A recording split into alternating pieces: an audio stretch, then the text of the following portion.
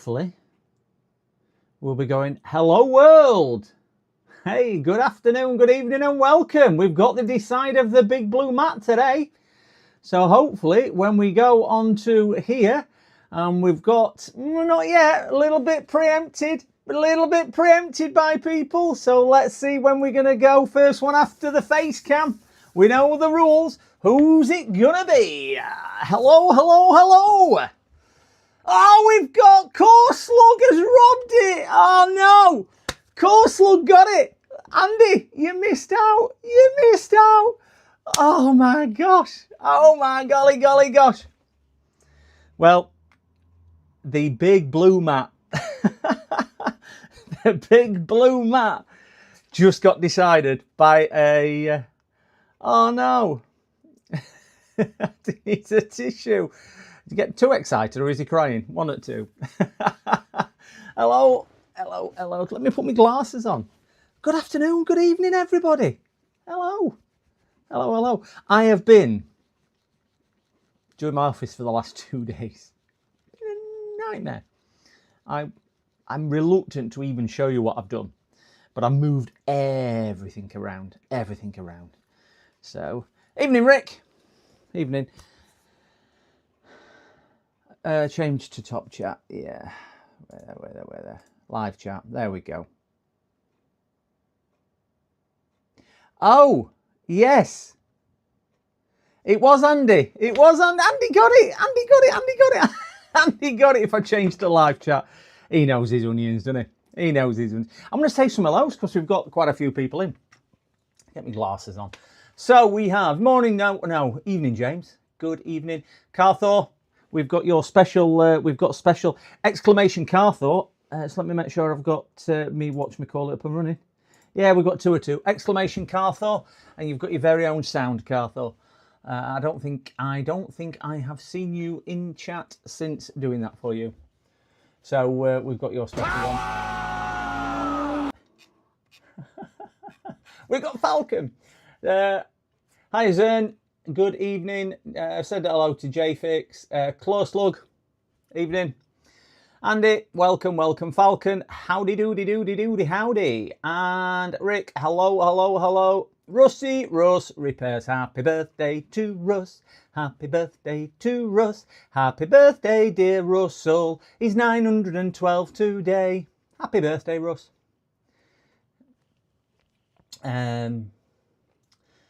Let's have a look who else we've got. Streamlabs, hello. I don't know what Streamlabs is. I know what Streamlabs is. Oh, dear me. I have seen it. There we go. I think it's Russ's birthday today. But just to be safe, we sing him happy birthday, don't we? We sing him happy birthday. So, guys, I had a nightmare today. I will get onto the blue mat, but I've had a nightmare today. I have been doing, I've been trying to, oh no, not that one. Let's go to that cam. Zoom out. I have been moving everything around. I've put my new power supply in, which is now fitted up here, which you can see is here on screen. It's tomorrow. It's every day, every single day. I have moved my multimeter to there, and I've moved my fume extractor to there. I've moved my Streamlabs there. Believe it or not, I've tidied all my cabling up. I set fire to my computer.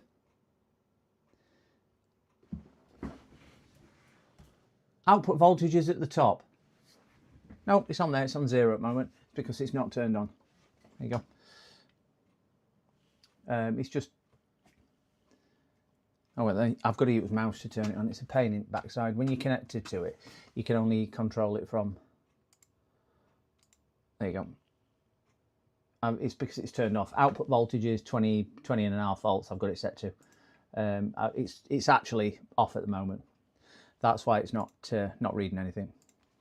You can only control it with software. Yeah, it doesn't show all the time, James. But yeah, so I have moved all the wiring. Believe it or not, this wiring is so much tighter than it was. I've ordered some more cables. but I set fire to my computer. I ordered a USB-C card because I've only got one USB-C, so I fitted it with 2 USB-Cs and 2 USB-As on the card. Connected, wherever it's gone, because I'm going to send it back. Connected that to it, which is a very nice, it's a big, sturdy, it's got USB-As and USB-Cs on it, as you can see, because I needed more USBs on the desk rather than running individual cables. I thought, oh, I'll do that. And it basically smoked the power ICs on the card. 2 ICs up in smoke instantly. So I'm presuming there's something wrong with that. So I've sent the card back. So I'm operating from one USB-C. So at the moment I've got 2 USB hubs plugged into one USB-C.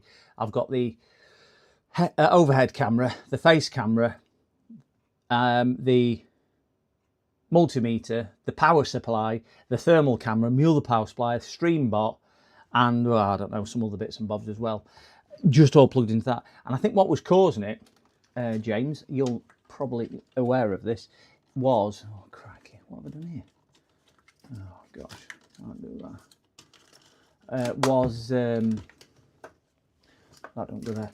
Was the microscope was going into, because I'd connected this with USB-C for power rather than plugging it into a power adapter, that were trying to trigger 4K display down USB-C, and I think it were overloading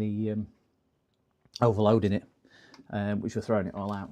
So yeah, but it is it's the same place it was when you came down last, James. It's just moved around a bit. But yeah, set fire to me computer. So, and then OBS did an update, and then all it's been doing is crashing. Been crashing like crazy. So yeah.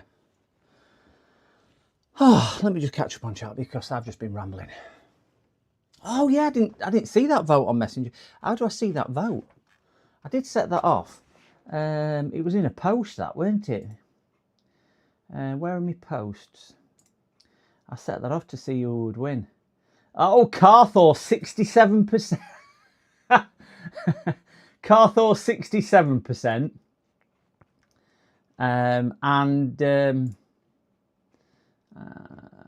No, not that one. Oh, sorry guys, I've just gone. It's a pain. 67% for Carthor, 33% for MK, Andy 0. 3 votes. three votes on that one. So there we go. There we go. Do that one, stream health. Yeah, so that's it. I think I'm at wrong side of the chat. Where's my mouse gone? So we have a winner. I'm just going to catch up on chat. 385 years. Evening 8-bit. Evening, Chris. Mookie. Hello, Mookie. MK. Oh, MK's in. I forfeited you. Forfeited it. And Falcon again. So we will get, if we press that button there and do that button there, and I should be able to, no, that's face cam. No, for some reason all my gimbal's backwards now as well, and I don't know why. Up's down and down's up. So this is where we were. This is where we were. We had MK on 4, which was 1, 2, 3. He had another one somewhere on there. 4 somewhere. 1, 2, 3. 4. We had Andy on 5, but that there was shared with Carthor because we didn't quite clarify the rules. But he was on 1, 2, 3, 4, 5. Carthor on 4. 1, 2, 3, 4. And today, which is the 29th today, and this is going to be the last one of the year, we do have a winner. We do have a winner for the last one today.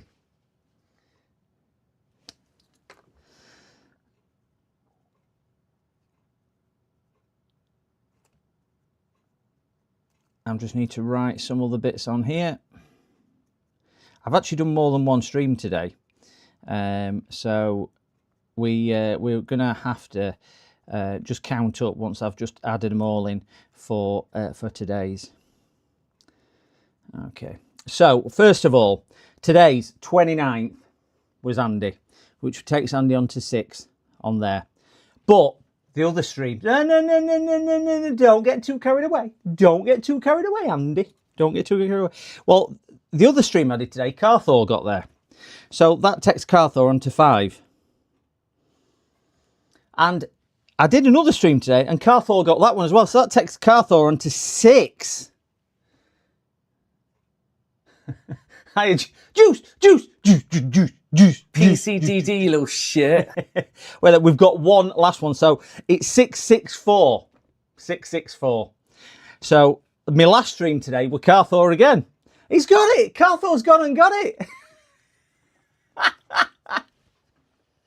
Oh dear. So there we go. I did an earlier one. Yeah, you missed it, Andy. I think you were streaming. I did one very early this morning.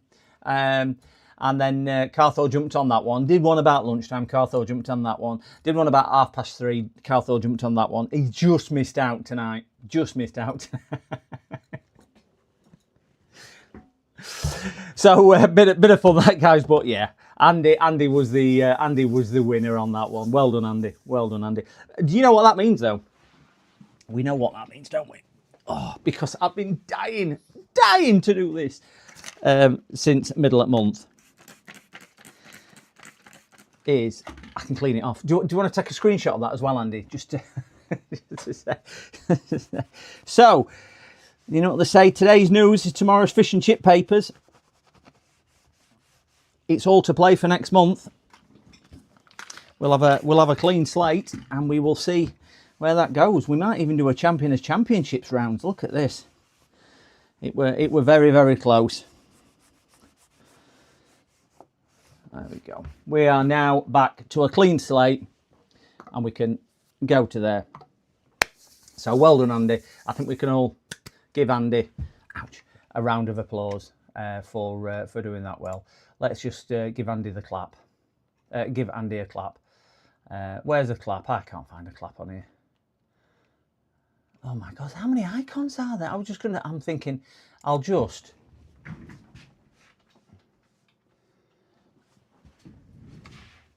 There we go. Oh, now I've got to choose. There we go. There we go, Andy. Well done, Andy. Well done, Andy. Well done, Andy. Andy's the winner. It was a close fought thing, but Andy. How do I get rid of that? I can do it like that.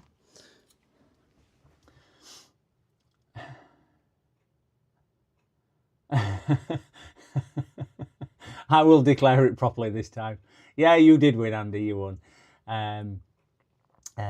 Now we give him the clap. Yeah. Andy cheated.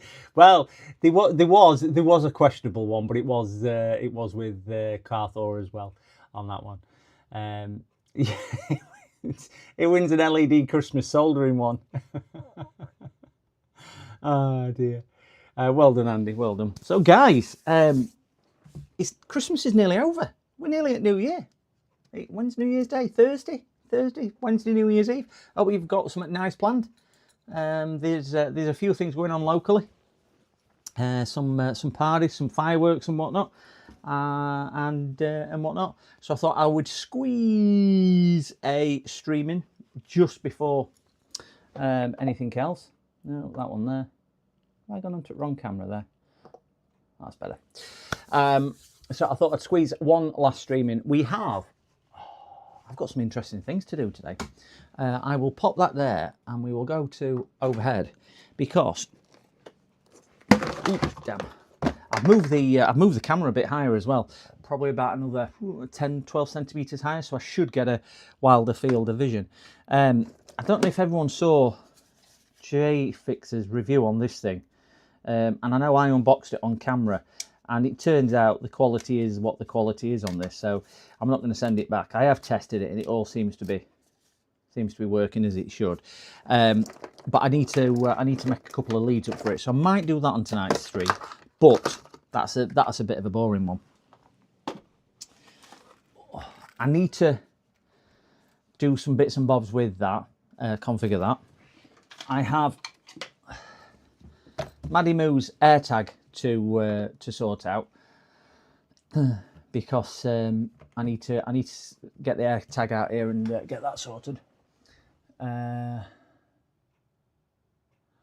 We got them from AliExpress, Mookie. Got them from AliExpress. Your mileage might vary because they took a while to arrive and there was a significant difference in price on them as well. So I've got that Airtag to sort. The reason why I've got this out is because I am going to try and use this macro lens which I bought off AliExpress to see if I can convert that to a little. I don't think it'll work, but I'm wondering whether I can maybe do something and convert it so I can get better macro things. I think it's going to be nigh on impossible, but we all know that the clarity of that is exceptionally poor. So I bought that off AliExpress. It was, I think, about £3, £4. So it's never gonna be brilliant quality. But there's a couple of different lenses and whatnot with it. So I just thought I would give that a shot. I'll try and post a link for you, Mookie, on there.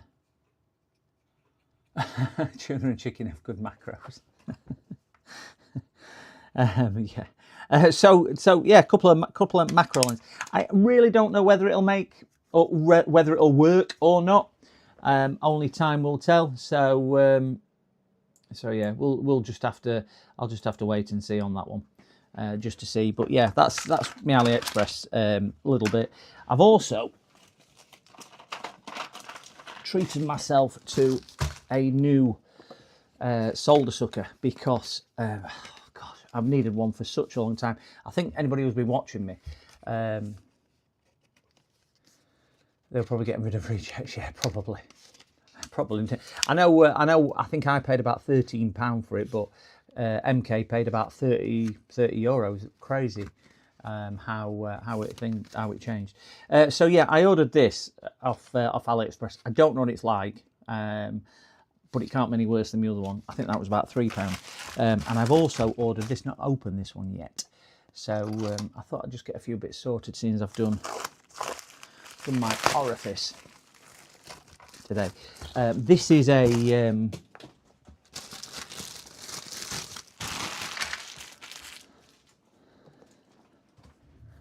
whatchamacallit dispenser, a IPA or fluid dispenser.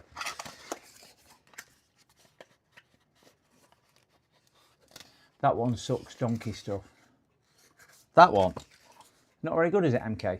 Do you know when you say it sucks donkey stuff, does that mean it's not very good, or does that mean it's got ultra suction off? It could suck a donkey off. Ah, once they press down. Ooh, okay. Behind it confused me. Ah, right. It weren't. I only ordered it because I needed one. The other one literally snapped in two, and it just kept snapping in two. It does feel like it's got. You can see extra suction it's got. It's got to be better than not having one at all at the moment. You can see it's ejecting. Silver line from Amazon. Okay. I will have a look on that one. I mean, they're simplistic, aren't they? All they are is a plunger and a spring. So there's not a great deal to them. The other one was just held together with tape and goodwill. It was really good. I will have a look. The other one didn't even have any silicone on, so at least this has got some silicone. Put them in my silicone thing. So that one is my IPA dispenser, which I'm so looking forward to because I've been putting up with that cheap one I bought, I think that were £2 and that were about £5. So when you consider, I know it's twice the price, but the quality looks substantially better. Who's Josh? Don't know who Josh is. He's been a naughty boy. Ooh, that looks really nice actually, isn't it? It's got a nice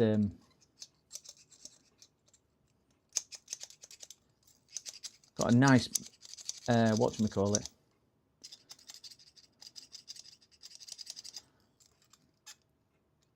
Yeah, nice thing. So I'm just gonna put some liquid in there because I need to get rid of that other one off my desk. So we'll get this done. And then I've got a USB hub which I need to have a look at. It's only USB-A. It's only a 5-volt one. It's nothing spectacular. I've had it for about, crikey, before lockdowns, so about 8 years, something like that. And I use it day in day out. It powers a DisplayPort switch I've got, and I'm thinking, where's that from? At the moment, I've had to put the DisplayPort on. I've just found MK and Rusty Russ hiding in a box. Anybody who came on the stream the other night knows exactly what these were. It were a close fought contest between Rusty Russ and MK, and it did come down to the wire. If nobody saw that, 1 hour 57 minutes in my last stream, I think it was. It came down to the wire on the race. That was so funny. So funny. Little MK, little Russ on that one. So let me just, you know, when you tidy all your office and you can't find out. Just can't find out. Did you MK and Russ? Did you see the race? I don't know whether you were on that day. It was. Oh, that's so nice. Oh, that is so smooth. I know I shouldn't really be getting too excited about it, but that is considerably smoother than me last one. Oh, I do like that. Do like that a lot. Yeah, like that. And it won't keep getting. Well, it probably will keep getting knocked over because I'm a nugget and I knock everything over, but. Yeah, we'll put that up there so I don't knock it as much. So I've got that to sort as well. I know PCDD, you little shit. Yeah, I was watching the referee who was paid off. MK was lurking. Yeah, it was a close fought thing. I think round 2 at race 2 there was a bit of discrepancy to say was it a bit of interference, and the referee judged there wasn't. Well, I think you know, I think it made it interesting when it came down to it, but it was still close. It was still close down to it anyway. So yeah, what the issue is with this, guys, that which is a high power port no longer works. And I'm just looking at what the switch is in there. It's just a spring, a metal spring compressing down from that touch button up there. Can I zoom? I can't zoom in anymore. That's the problem. Oh, yes, I can. Yes, I can. I'm pressing it wrong. Oh, my face cam's gone. That's what it is. There we go. I've just reset all the keys up on my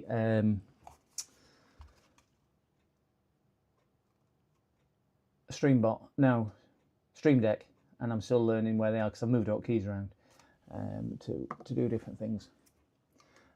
Do that, but yeah. So this high power one here doesn't work at all.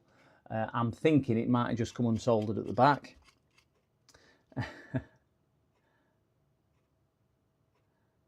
More glasses, more, please. That's about as far as I can go. And then these are also dodgy, so I'm hoping they're just all loose connections inside. So yeah. So we'll have a look at. No, that's that one. That's that one. So we'll go back to that view. So I'm gonna try the thermal camera first because I just want to see if the whatchamacallit will work, the lenses, and I can do all this on my ding-a-ling phone. So we will just turn my phone onto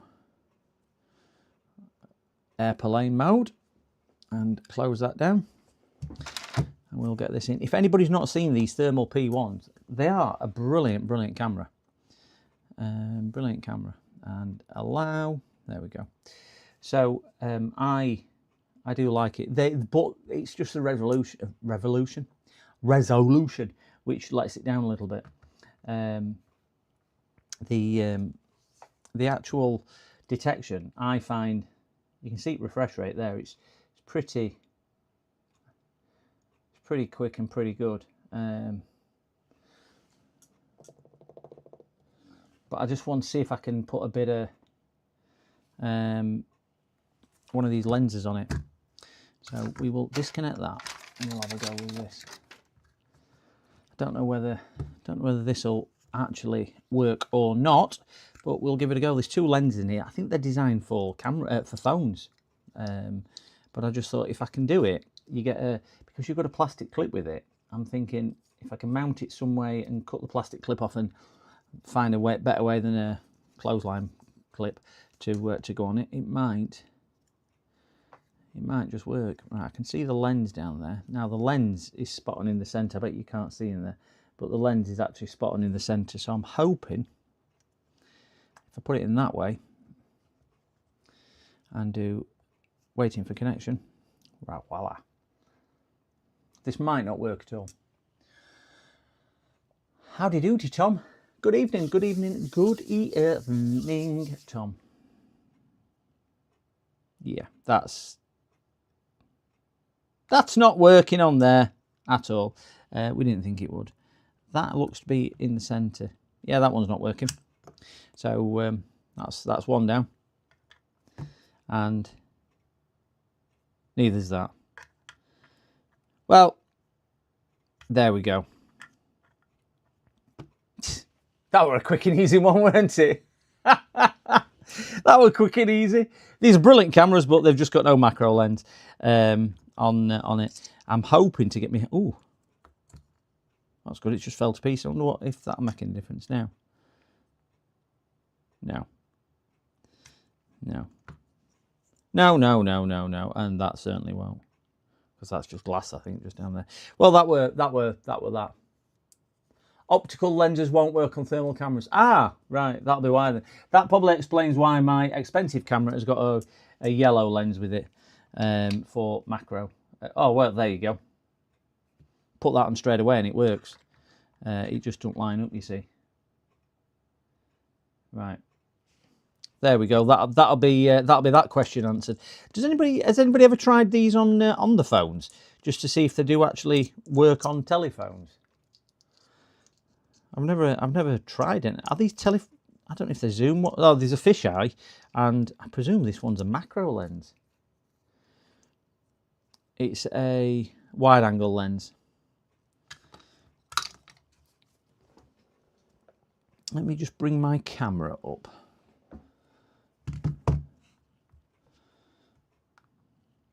I suppose it does to some degree. If we look there,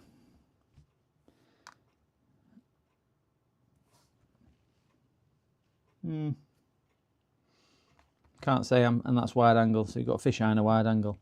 Are we getting much wide angle off it? Well, I tell you what, we are. If you look at where we're going, this is the wall to my right, and this is. If I put my hand there, so it's just in frame there. Put the lens on. It's actually picking quite a bit more of my. You can see how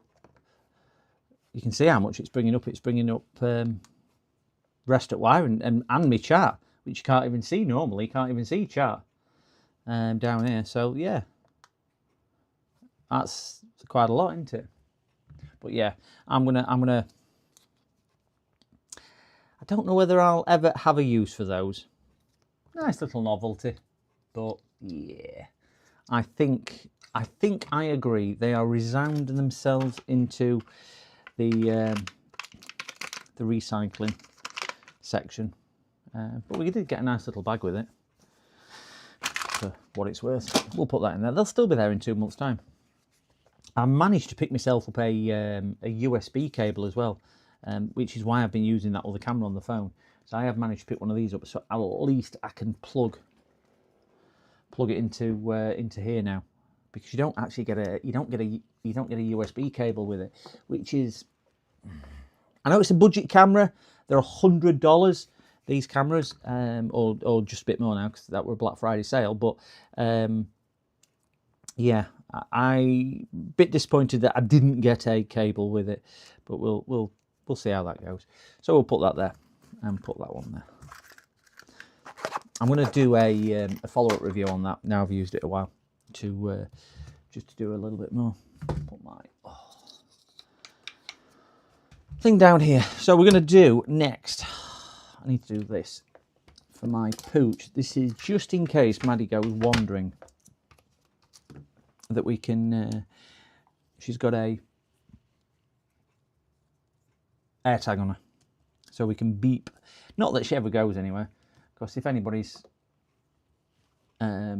seen my pooch, I know James has met her a couple of times. She's extremely well behaved, and she just won't wander. She walks without the lead and everything else.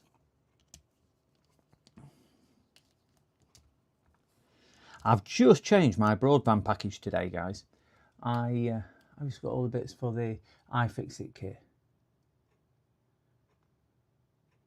Are you talking to me, Andy? Have you still got all your bits? Oh, that one. Sorry, I don't know what you mean now. Probably, I just don't know where they all are. A couple of them are missing. Whatever went in that hole there is missing. That one's out of one of my other sets, but it is the same piece.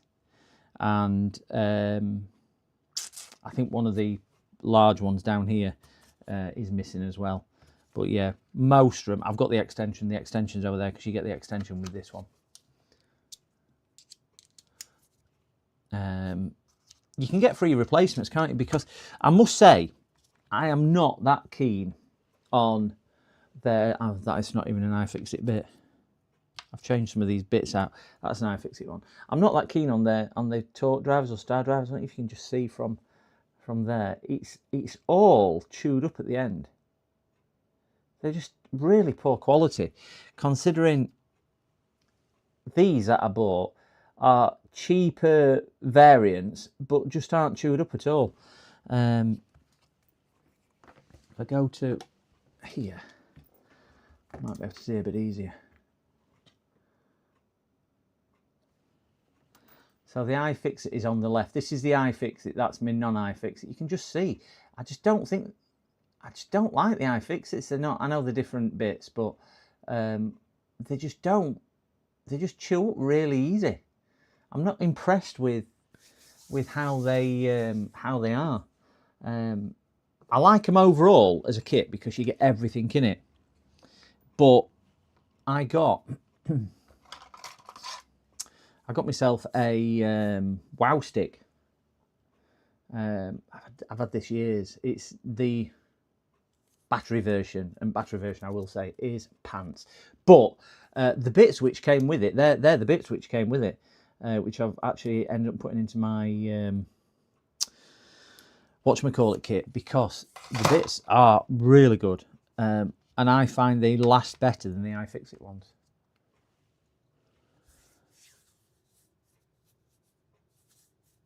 Get Wera screwdrivers. Are they a German brand, Wera?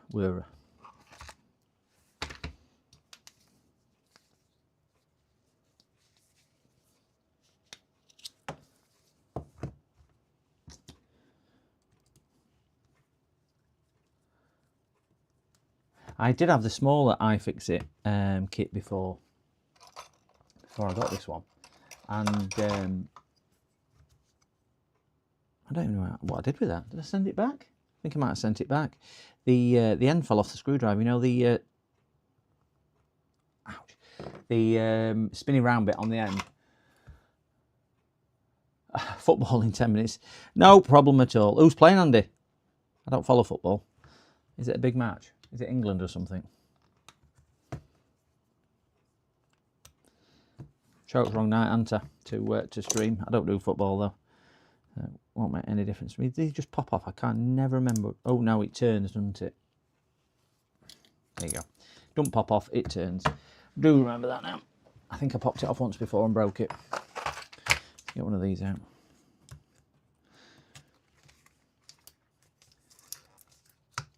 were a German. I'm very good on my wish list. Sweden v someone. Twist. I'd say buy Snap-on, but need to be a millionaire. Do you know what, Mookie? There's a channel that I follow, and they independently test tools, and Snap-on rarely comes out on top on anything that they test. It's and they are very expensive, but I think you pay a lot for your guarantee on there because it's a lifetime replacement if you ever break it. So I think that's what that is on there. I'm just going to get my phone on and do Find My. Let's see if I can find the AirTag. Devices, items.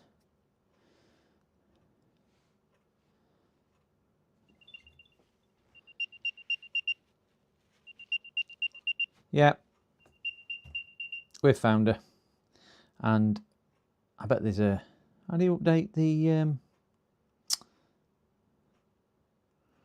can update the whatchamacallit on it, can't you? The firmware. I was just more interested in getting it back up and running for just in case.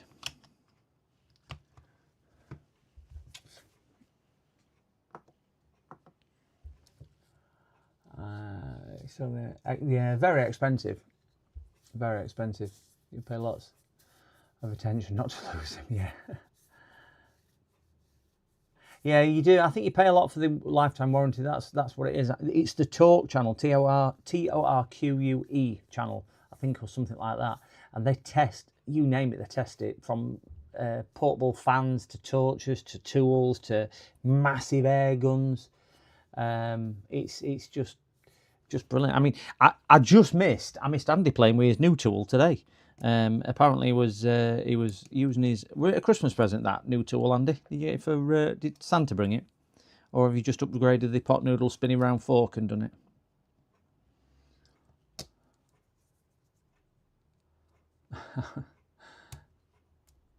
That's ever ready, isn't it?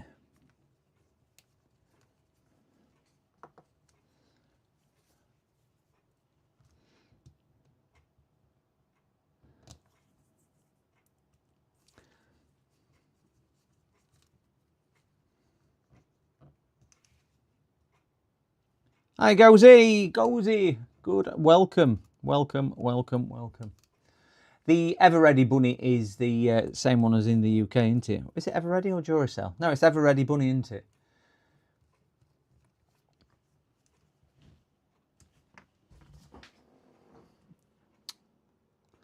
That's that. Right, so we are cooking on gas for that one. We'll just try and tighten them down. That's 2 jobs done that I needed to get done. Put the batteries back. Get this up back on the pooch, just in case. Where did I put my thing?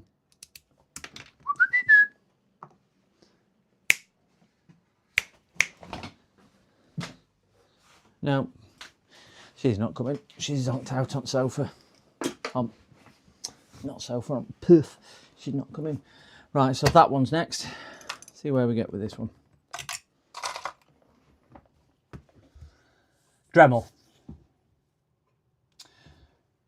You've missed everything, James. Yeah, you've just missed the. I've just give away a new car. You've missed that, and you literally just missed the most exciting thing ever, and it's just something you just cannot repeat.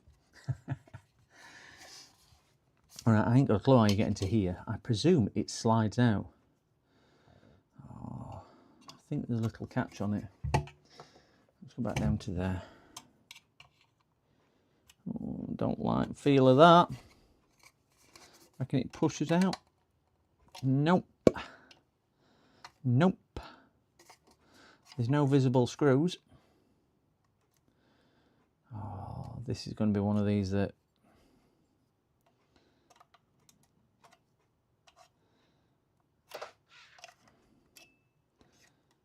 No sticky pads, and it's moving a little. Let me get some pliers.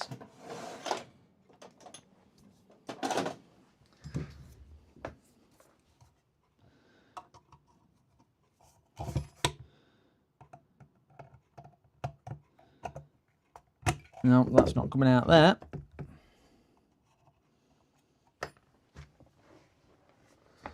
One rule of PCDD Club, don't ask about PCDD Club. Hey, you're not wrong there. Definitely not wrong. What a good film that is. I never really got that film when I first watched it. But I've watched it numerous times since. And it's still confusing me to some degree. But yeah, what a good... Oh, that's not moving at all. There's got to be some other way of getting into this. No seams on it.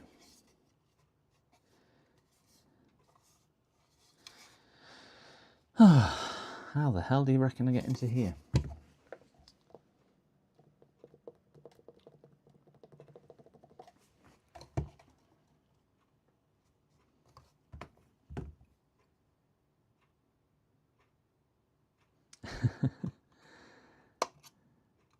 Is Andy really that young? Is he considerably younger than us? Won't remember Fight Club. Got to. It's saying that when I was singing on Christmas stream. There's no sticker, James. It's they're printed on. It's all print. It's all print. There's no sticker. There's no sticker on top. Again, that's just printed on. And there's no sticker on bottom. There's no visible screws. There's no seam. It looks. I can see. You can see the board going down here, and same at that side. If you can see, and board is actually moving, so it's obviously free enough to flex. That side's a bit stiff, but oh, there's certainly flex in that as well, and same with top. It just don't want to. Come out. Oh, wait there. Oh, there's a spring there. Let me take that spring out. Ooh, use my... No, I'm not going to use them. So I need something I can pinch rather than those. And the only ones I can find are those. I did buy myself some new bits at Christmas. Beauty makeup tools. But what's in here, you can see little really sharp hooks and whatnot, and I just thought they'll come in really, really useful. Even the tweezers might.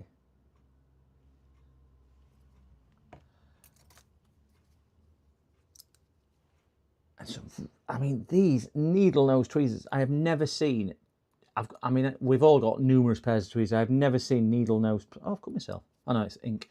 I've never seen tweezers so sharp as those. But yeah, there's some nice. Then they're obviously, I can't even get thing. They're not amazing quality, but I just thought, oh, some hooks there. So yeah, they might just do it. What was I looking for?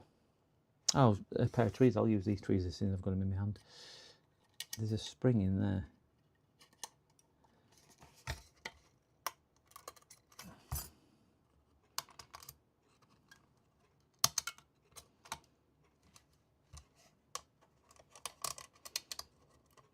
Ah, soldered on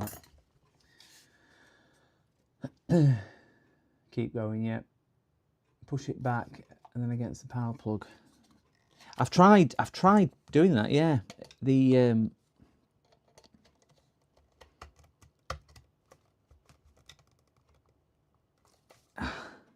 now I've got my pliers stuck. It seemed to be, I don't know, trying to just get in from the bottom somehow. Because top seems to be moving, but the bottom seems to be a little bit more resilient. It's probably the... but there's nothing there. I mean, tools going in at either side.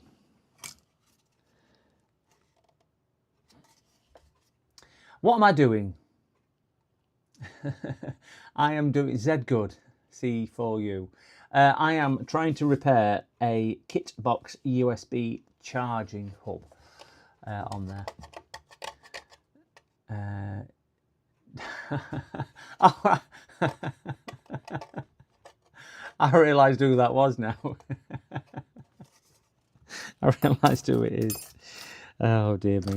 It's my daughter. Anybody who caught the stream the other day when she was doing 6-7 on stream, and she built, she modded her Switch the other day as well on stream with the help of chat.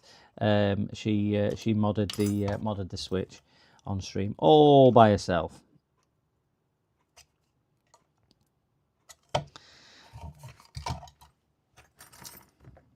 It's your daughter. Big Clive. Yeah. No, it doesn't come off for us. It doesn't come off. It's all completely sealed. Well, there's no seam on inside at all. Same on bottom. You can't see on bottom, but there's no seam on it at all. It's completely completely one unit. It looks like they mould this as a shell, and yeah. There's no clips or anything. I can't even see.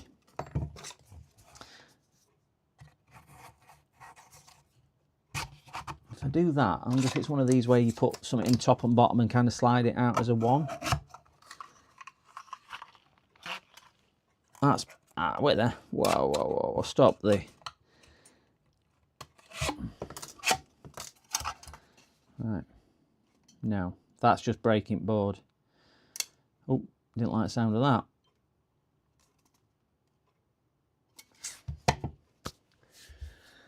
that. 2 clips at the bottom of the circuit board. There's 20 viewers. Yep, 20 viewers, Zoe. Got 20 viewers.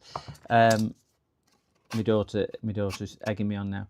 There's no I don't think I can do this under a microscope, but let's have a look. Turn some brightness on. No, turn that down a bit because that's going to give me so much. That was the happiest day of my life. Thank you, Ralph. Very great.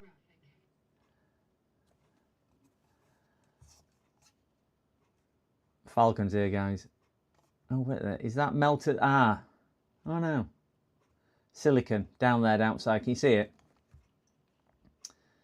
Just hiding down there. Some silicon. Oh no. Oh no. Oh no. Oh no. Exclamation. My daughter made you do it. I'm sure she did. I'm sure she did. Just don't tell her that exclamation command CMD brings them all up, because she'll be playing them all night. I'm going to try and get...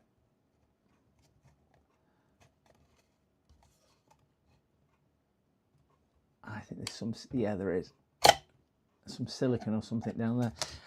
IPA. See if it'll release the... See you later, darling. You have a good time. She's flying out of the country tomorrow. She's going away for New Year.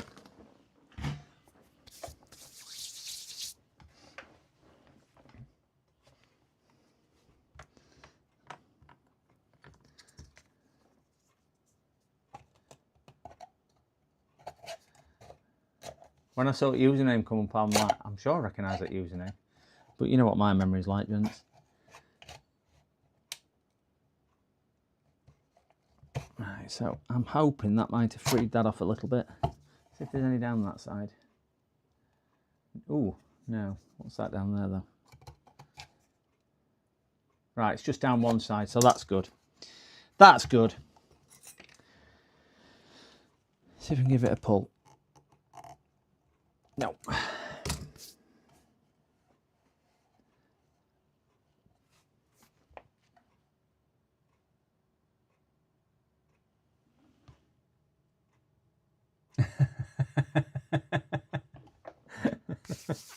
I'm no good with lids either, Mookie. Yeah, actually, that's a good idea. I mean, I've drenched me theme. I put that much IPA on it. We need the man with the big arms, don't we, to come and do this. I've just told you about my little new tools, and I don't have any which will go down the blinking hole because it's such a tight tight space.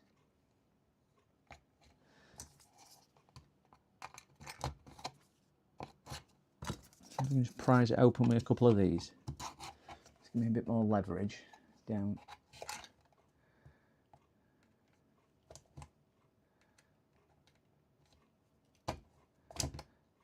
Right. I'm hoping there's no circuit board at that side because I'll be ruining it if there is. I'm just destroying that.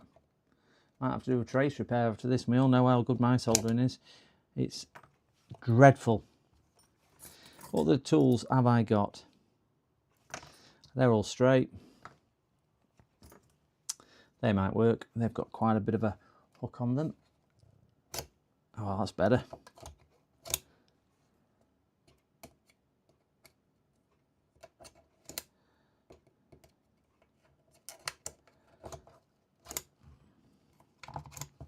Yeah, so much for me AliExpress tweezers. They're gone straight away. I'm using them again. I don't have a 3D printer. I do need one because I was watching JFix's video on the these ring lights, and I've been looking at that ring light that he's actually bought, the polarizing one, and he's had to get a bracket for his microscope printed. So I need to find somebody with a 3D printer who can print me a bracket. So I might put a shout out on Bookface and see if there's anybody on there. There are circuits down here I'm destroying. I can hear them.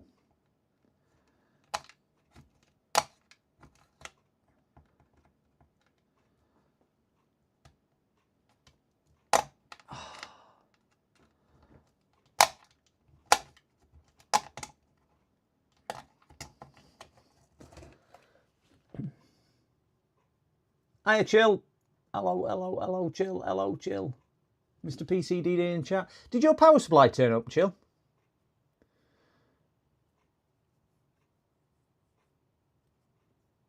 Mookie, I find, just going back to your... help.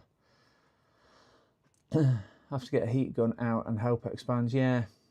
I was just thinking we could do Andy's Dremel on this, couldn't we, just to do that.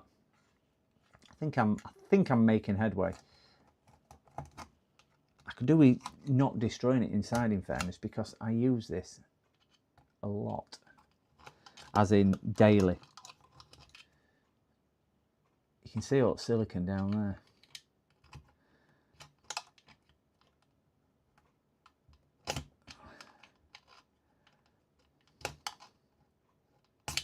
I'm going to get myself one of my other tools out. Because I think these might be a little bit better. Might just be a bit stiffer for what I need to do. These are crafting tools and dentistry tools. PCDD, you little shit. Sergi! Hello. I bet it's that silicon there. It's that blob of silicon down there, James, which is doing it. You can just see it right at the bottom. And these are dentistry tools I've got now. So I'm hoping if I can get them in, they might just... Oh, I can't get them in because they're too wide. That's the problem. This is why these are ideal, because if you look at... That's me thickness of my dentist tool shaft, and my beauty one is a quarter at size. So I'm just going to have to persevere with that. I wonder if they'll go in. That one might go in. Yeah. Just can't see where I'm digging. Digging about. I'm going to end up ripping it out, aren't I? And if I can get behind board, I might be able to pull the actual unit. Big wedge of it there. Big wedge of it.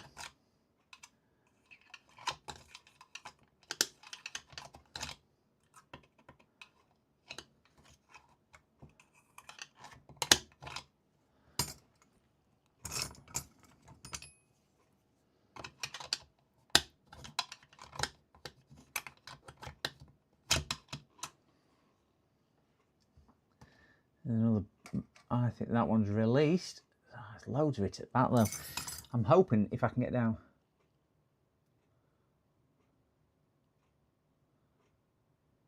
I miss the ship command. You can always try it again, Sergi. Exclamation ship. It's one of my favourites, that one. I do like that one. My my daughter likes it as well, but she's now. Ooh, not me pulling on that. She's now gone.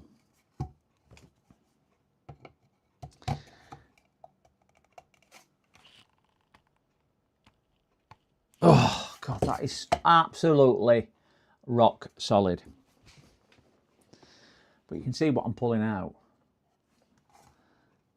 They've not glued it down at the back as all the way down, have they, as well? No, you can see it. It's clearer at back. It's just this one corner, which is a pain in the bark side of them.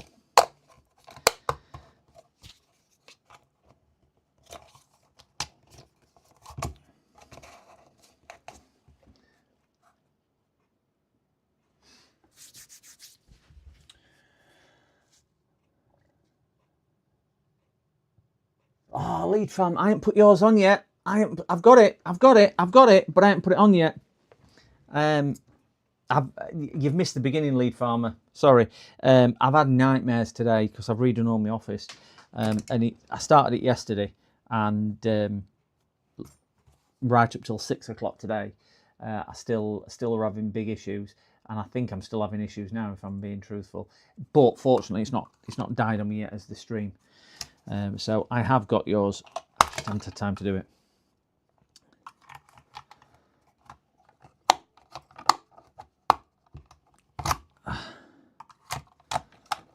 This is quite barbaric way of doing it.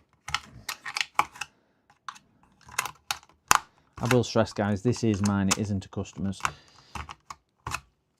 That was some which came out just there.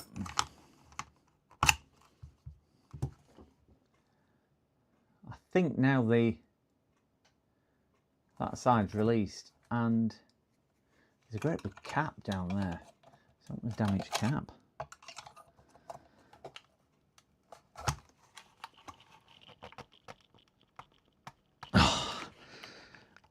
I'm actually got down back at circuit board now. I think.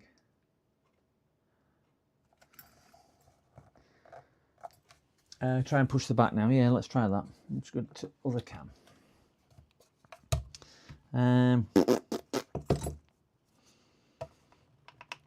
Oh, there we go.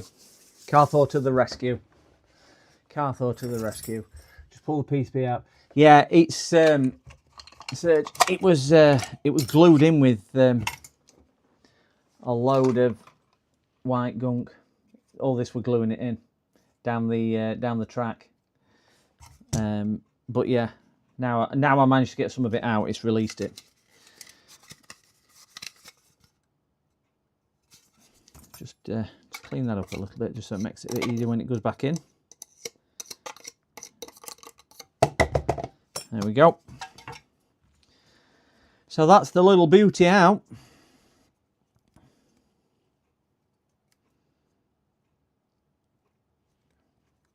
Fun times. Woohoo! Power! Yeah, I caught your upload over the Christmas period as well, Carthor. Sneaked a quick uploading. Or it came up on my feeds as an upload anyway. Don't know if it's a new one or not.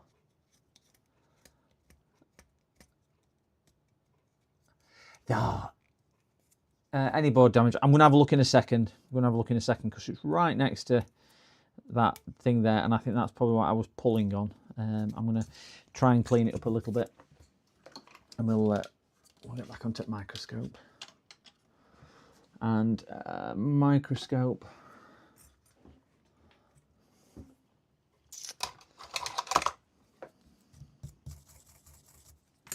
The good thing is, traces are miles apart from each other.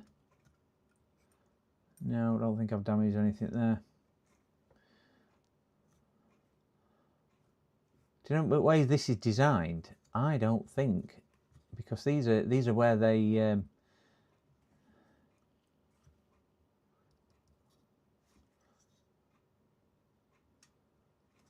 wondering whether it's ports which are damaged. The reason why they've not been working. No, them ports are fine. Yeah, looks okay to me.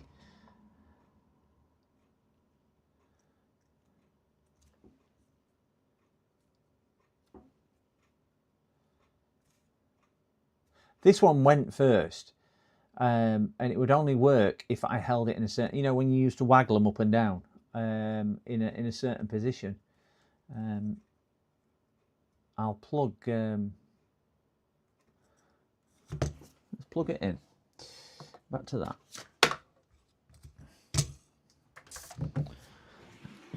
Oh, I can't unplug that because it's doing that. Let's unplug that one. It's not doing that.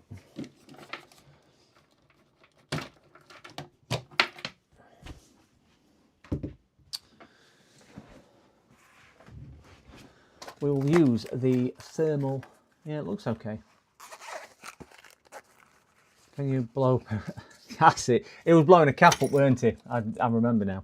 It was putting so many volts through a capacitor. I do remember now. Oh, I've just realised this is mains voltage. You know what I'm like with mains voltage? I don't like mains voltage. It hurts a lot, and I mean a lot. So I think I was pulling on.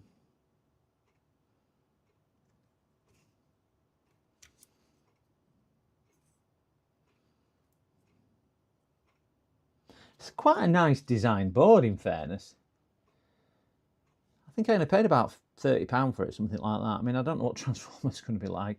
See if there's any isolation in there, but other than that, they're decent quality bits and bobs in it. So yeah, looks good.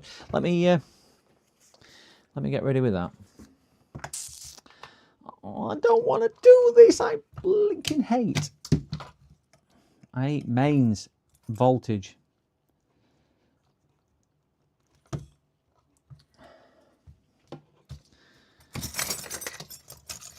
Especially all my metal bits about place.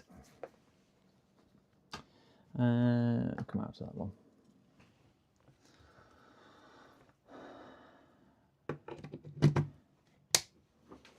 Okay.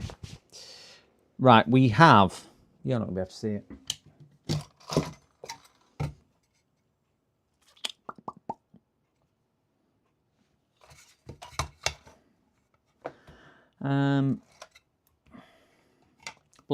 Blue tack to the rescue. Yeah, 240 volts. It does go with a little bit of a pop. Put a bit of blue tack on there, and this should lift the front enough so you guys can see. There we go. And if I zoom down and zoom in,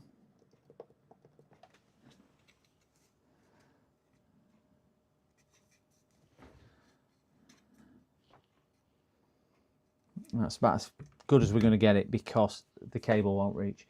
So, so we'll just put some.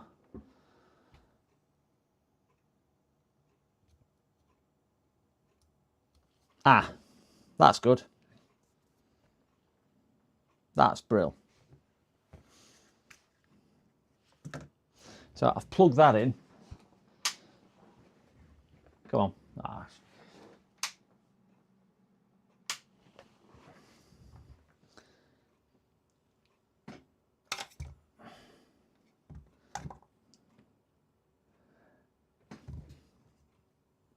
Right, it's going down to 1. Can you see that? 0.1 of a volt, 0.53 when I'm moving this.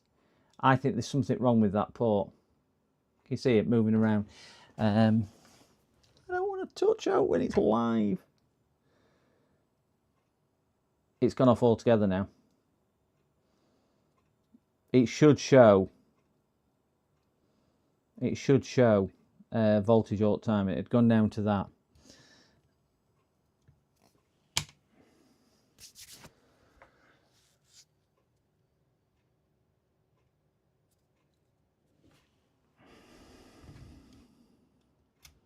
I'm just trying one of these ports because these had failed as well. Right, so that end one is 0.1 of a volt and it should be 5 volts.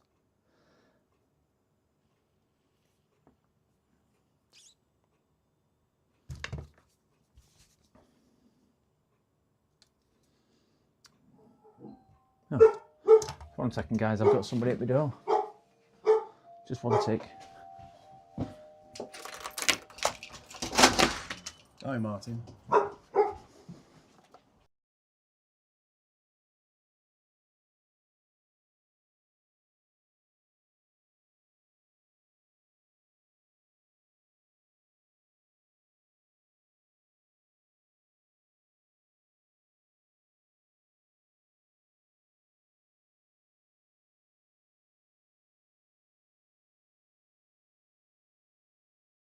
PCDD, you little shit.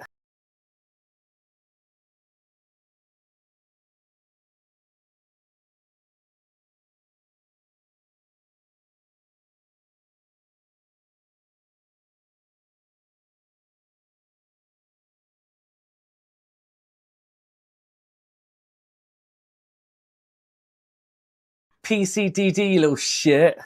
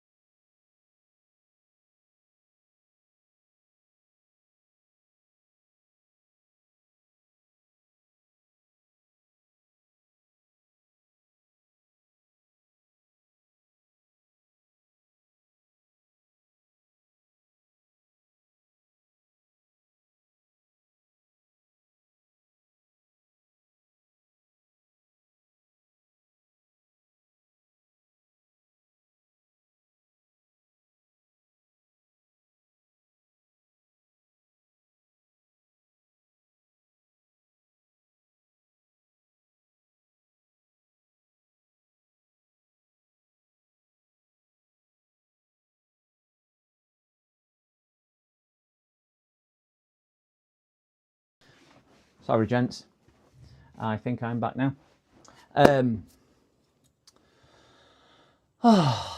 Water in East Anglia, shocking loads of limescale minerals. Yeah, so sorry guys. What I was trying to say was, before the doorbell rang, I'm just one of the neighbours, is that this end one should be reading 5 volts and it's not. So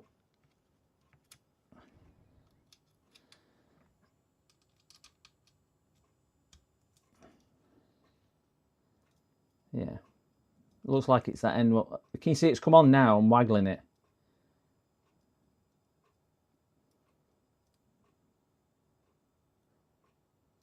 There you go, it's come on and off. So if I lift it up,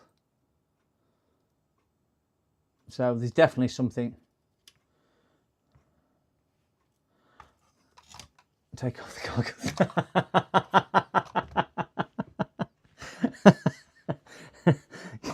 Take off the goggles. That is so funny. What is it, Tony? What Tony does? That is so funny. And how he edits it in. Take off the goggles. That is so funny. So funny. All right, I'm just going to discharge that big cap because it's a 400 volt cap, and I just don't want to. I just don't want to get electrocuted. So we will just get the discharger on the desk.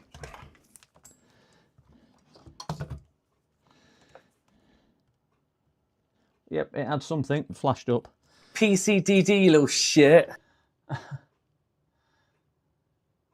Now, it doesn't actually show me available volts. It shows me what the voltage is set at, like all the others do. Yeah, it feels like a dry solder on PCB, I agree.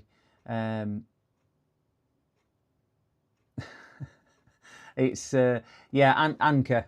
It's, it should be showing me the actual supply, the output voltage, and then it shows me a current draw. So yeah, sorry, I'm just checking these caps. Just make sure we've got no big nasty surprises. No, so we're all good.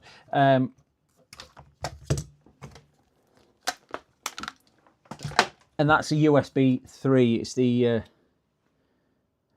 it's that one there which has gone. But they're all exhibiting similar issues. But by the looks of it, it goes onto this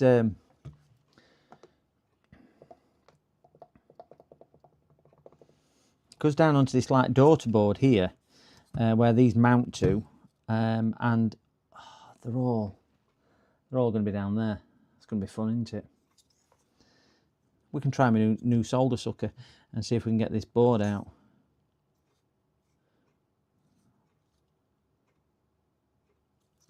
I think they're going to be the ones for that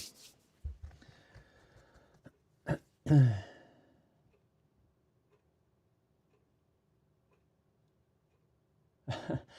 Oi! Exclamation OI is the is. I presume it is. It used to be. Yeah, that one. It used to be exclamation scene. That's the very first one I set up with you, Andy. Exclamation scene. Very first one, and that is that's a dog barking, and I think we set it up with that because of Maddie. But yeah, the oi exclamation oi is the look command. Oh shit! I try and read chat as much as I possibly can. Right, let's get the even though I've done all the desk, it's still awash with everything. So we've got the knife tip on there. We will get us some of that, and we will get some. I need to find your caster solder. It's in that box somewhere. What Andy's kindly sent me over, but I think it's right at the bottom of that box. Oh, James, I tell you what, I'm very interested as well. That braid. Look really good. I might need to see if I can grab some of that for myself. Oh, my flux has dried up. Oi.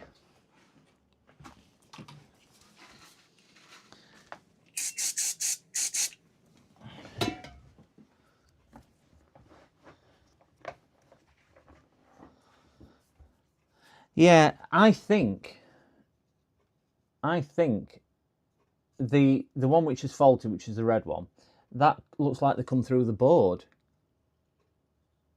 I know they go onto the back of the board, but I'm just going to solder these off, get those off there and that off there, see if I can get this board out, and then if I can get this board out, at least we can work on the back of that one. That's my thought process behind it.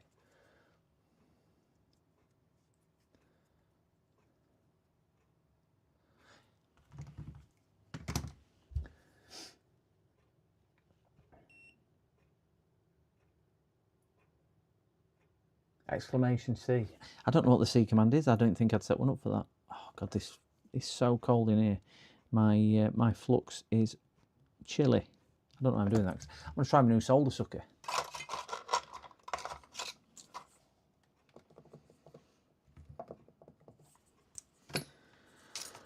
Let's have a go at this. Mechanic SR20. Okay.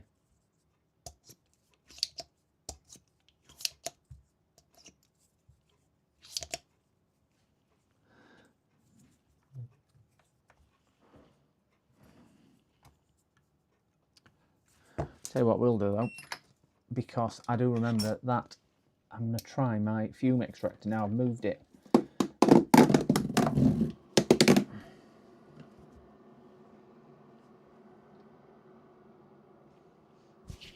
Yeah, I've got noise cancelling on.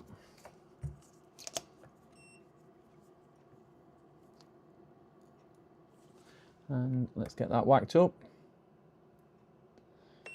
I was interested to see Joey when he did his calibration test the other day on his... oh, that button's a bit stiff. A lot more, not trigger happy as my old one. The calibration of the solder irons, some of them were way out. Oh, I don't like this solder sucker at all. Doesn't seem to... I mean, it's sucking up, but it just doesn't seem to have the pop of my other one.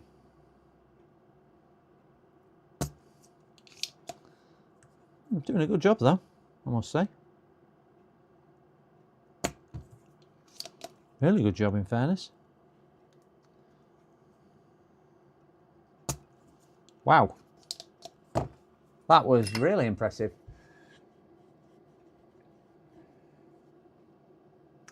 See, yeah, see.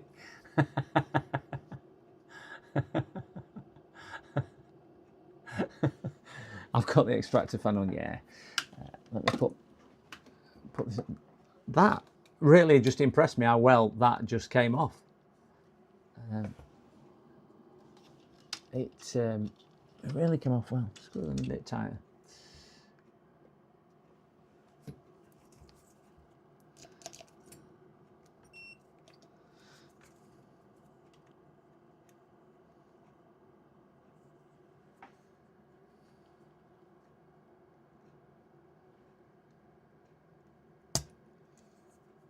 That's sucking better than a first aid. That's really...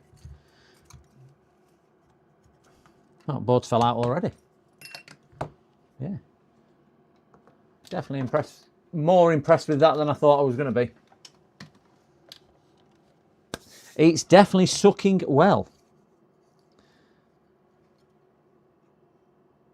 Definitely sucking really well. Dope. It did work until I dropped it. Bit bizarre, isn't it? Whilst it's got, looked like I thought it was a leg of something coming through, but there's no to the other side of the board. Right, let's have a look at these.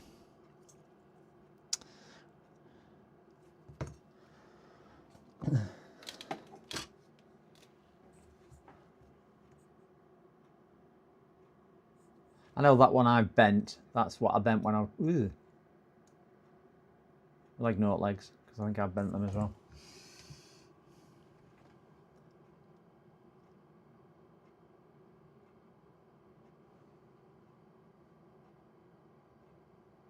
Marching powder, never heard of that one. I can hear Danny Dyer now. In Football Factory. Football Factory.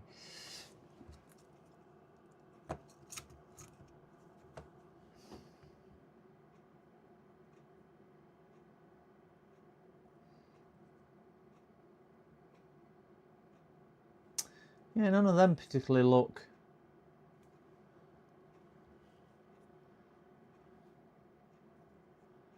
dry to me, but we will go over, we might as well go over them all while we're here.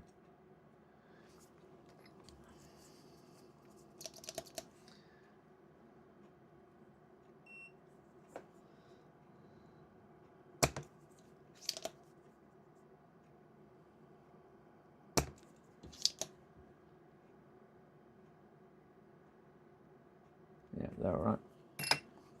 Let's get a little bit of fresh flux on them and just give them a nice bath of clean solder, bit of leaded solder.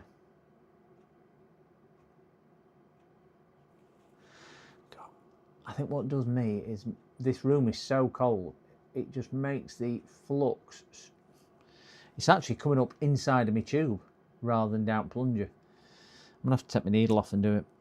I don't know whether I got any, I must have got different size needles. Must have got different size needles. I feel a bit gung-ho with it and just pretend I'm putting it on delicately, like a fine flower. There we go. Yeah, I definitely need a thicker needle, I think, for that.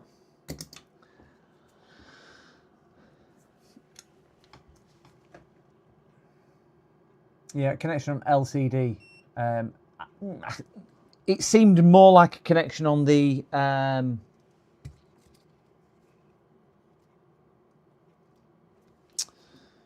actual port itself, rather than that, which is this port over here. That's the one. That's what it seemed more like.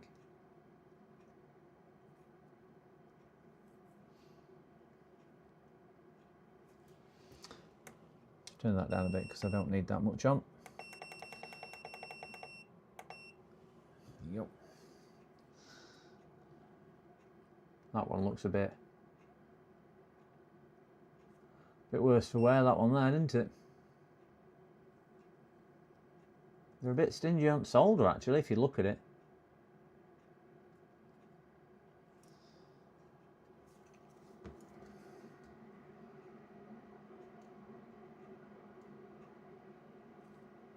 Don't know whether I like chisel tips or not.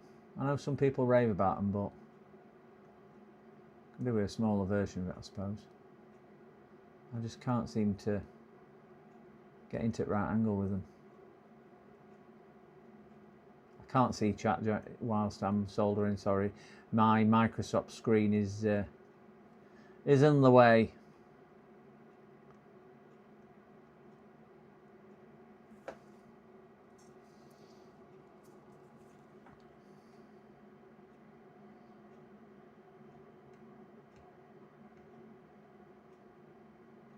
So what's the big New Year's resolutions? Has anybody thought about any resolutions they're going to make for the new year? Because obviously we all make them. Some of them we keep, some of them we don't. I would like to get back running. I got injured in February, which is it's coming up to a year ago now. And I continued running with the injury, and I've gone and injured myself even more. So the plan is to I've got an appointment for physiotherapy on Tuesday, on Wednesday, I can't remember what day it is. Yeah, the plan is to get that, and then response to every finished projects. That's how I start. Yeah, I think that's mine as well. Actually, thinking about it, actually get round to finishing things. Yeah, it's a good shout, that, James. They are quite empty.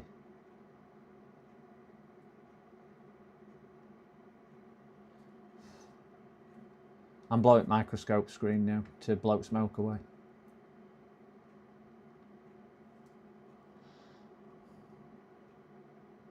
Yeah, so I want to get back running, and getting back to a bit more exercise. Get back cycling, get back running. I was running 3 or 4 times a week. I was cycling 2 or 3 times a week as well. It's one of the good things about working for yourself, that you can pick and choose. And I want to do that, but it's all going to be dependent whether my right knee, and I'm right-legged as well, holds up. I did do a little bit this morning, and it hurts like hell now. So yeah, don't learn my lesson on that. Put a big blob on there.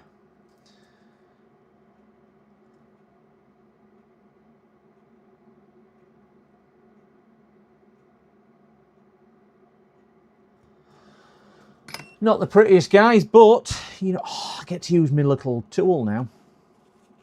Not the prettiest, but you know what they say: beauty is in the eye of the beholder. So quiet, that little tool.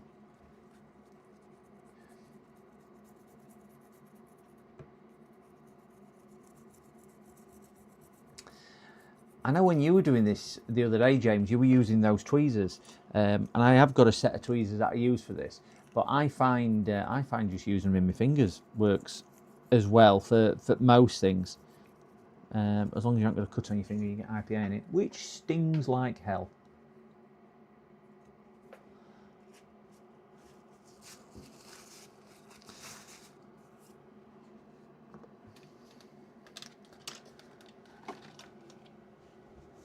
Yeah, cycling. I do off-road cycling. Me and dog. Mookie, and I do nighttime off-road cycling. I think I've mentioned that on here before as well, and that's what I enjoy doing. So I tend to do it. I like doing it in late spring, where it's still dark, about 8, half 8, so it's not mega late, and very early mornings as well. Also, stop buying crap that left on the shelf for months. Zern, we all do that. We all do that. We all do that.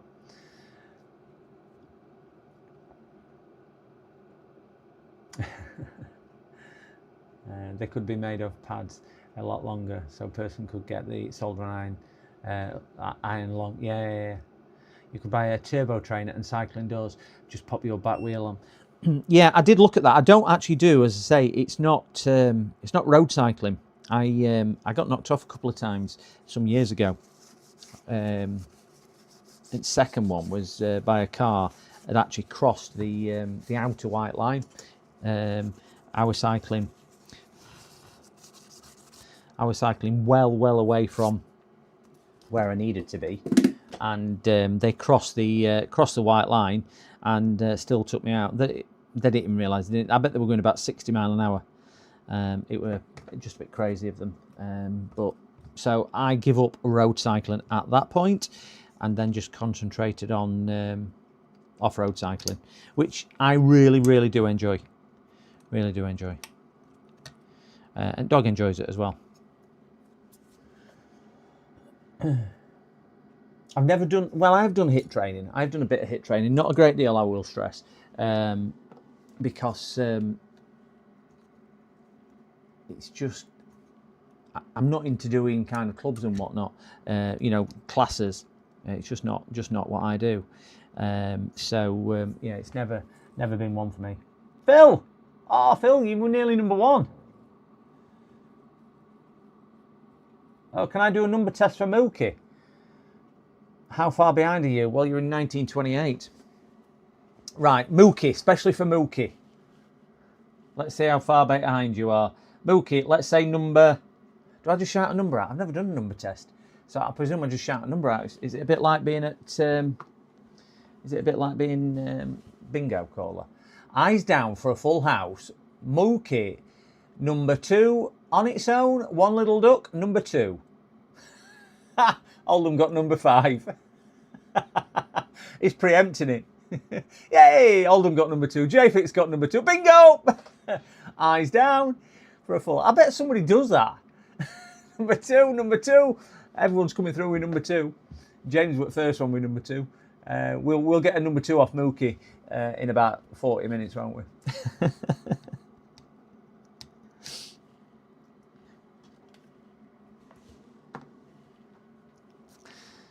Right. I will say, guys, that solder sucker. Mookie, yeah, number 2.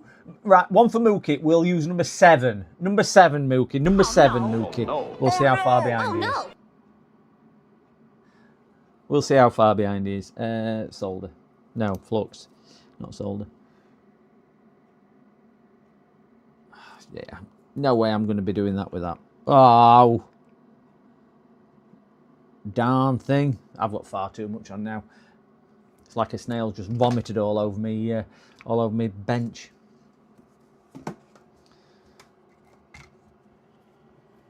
Seven, J-Fix, Carthor, 6 plus 1, 8 minus 1. Oh, we just we'll get Mookie anytime soon. Mookie, yeah, number 7. Mookie, I think you're about a minute and a half behind. Just make sure you've clicked on live, because I think you're about a minute and a half behind.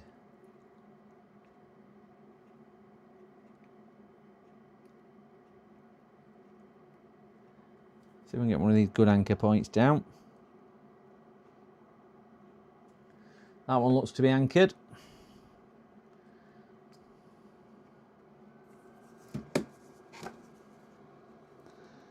Move my fume extractor a bit closer because I'm choking.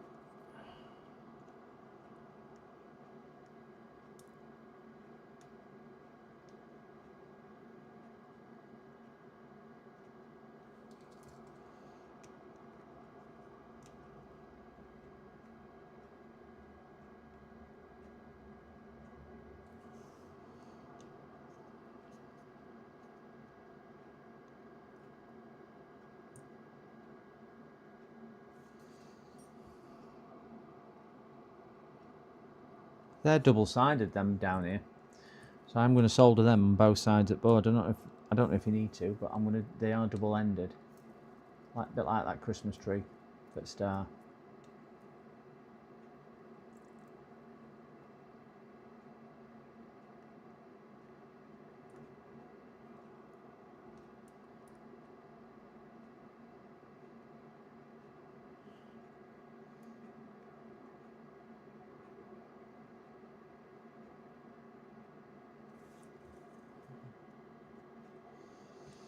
That didn't want to hold there.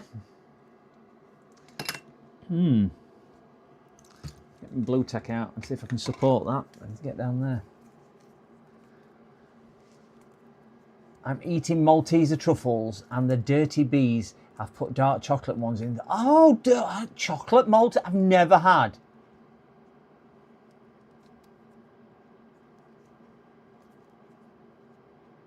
Oi, you! I'm doing oi. Third pin from the left, not soldered. I know. I'm going to see if I can lift it up a bit so we can get solder joint on it. That one there, isn't it? Oh.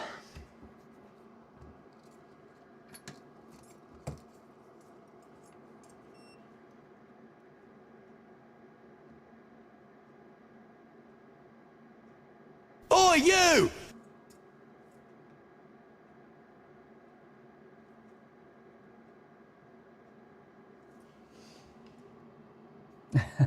No Kester action. I know. It's in my box, Andy. It's in my box, and I must say, when I tried it the other day, it was so much better. Yeah, there's no pads at that side, so I don't need to solder through there. That one's on ample. Just need to do that one. Get some on that end one there. I think these are just thing to hold it down, aren't they?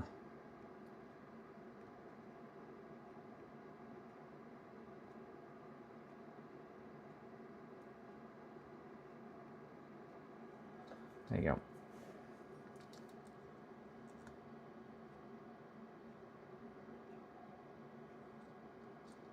Yeah. Stick that up there. Turn that off. Come back to there. Oh, dear, wrong scene on. Oh, damn.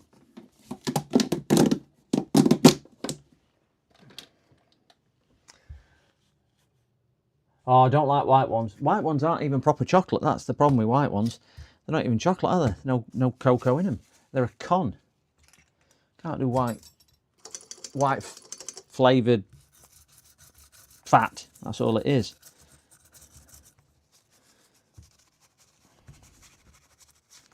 If there's one go-to chocolate, guys, what would you say it would be? If you had to choose it, I mean, obviously we've got some of our international colleagues on here tonight, so there might be some variants on there to what we have to what they have, but I'm gonna just touch that one back up because I just don't like the look of that one.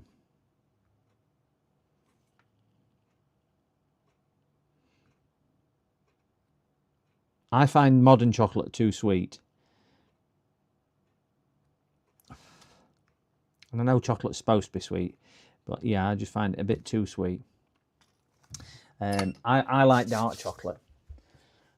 And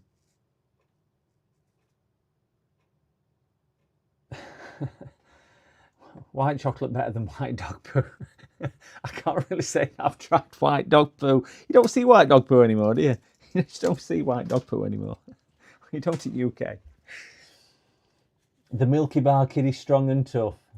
There used to be an advert on TV for Milky Way, and it used to be the red car and the blue car had a race. All red want to do is stuff his face. He eats everything he sees, from trucks to prickly trees. But smart old Bluey took the Milky Way. I must have been about 7 when that was on TV, and I loved the advert. It's a bit strange, isn't it, how you remember things from your childhood? But yeah, I loved that advert. All right, let's see if we can. I'm going to see if we've got a longer lead. I don't want to electrocute myself with that. I have got a longer lead. I just have to get it down. There it is. Wow, this is much longer. I've got this about 2, 3, 4 meters. Oh my gosh! I could actually plug this in the kitchen. That long. Not any problem with this one. Toblerone. Toblerone, don't know. Milk chocolate, no. Leonades, I don't even know what they are. What are those? What are those? Kawasaki. What are those?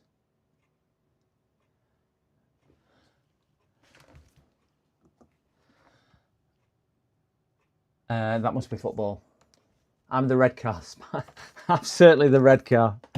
I used to stuff my face. Yeah, certainly the red car. On that, do that and do that. All right. So we should. Ouch. I should now be able to plug this in. I'll tell you what I'll do. To stop me getting electrocuted, I'll slide it back into the case. That might be a better idea. And it might just stop me dying of electrocution. Because I'll certainly feel a bit safer with it in there.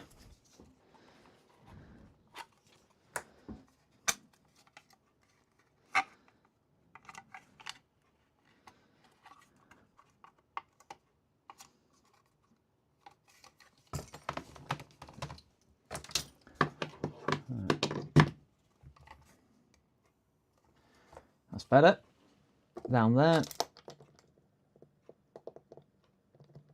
We have 5.3 volts on that one, which was the problem before. Yeah, but crunchy. Yeah, but they are mega sweet. Mega sweet at crunches. Mega sweet. Here in America, they used COVID as an excuse to raise prices of everything because of petrol going up in price. But now they've gone down. They haven't lowered any. I know. They've done it all over. I mean, I don't know what you pay per gallon, but what we on about £6.50 a gallon or something silly in the UK. Which, what's that, about $8 a gallon? I don't know what you guys in the States are on. That way the flash won't blind you. Yeah. Cadbury's caramel, yeah. Too much voltage. Have to take apart and do it again. I'm going to try and plug something in when I figure out where I put my thing.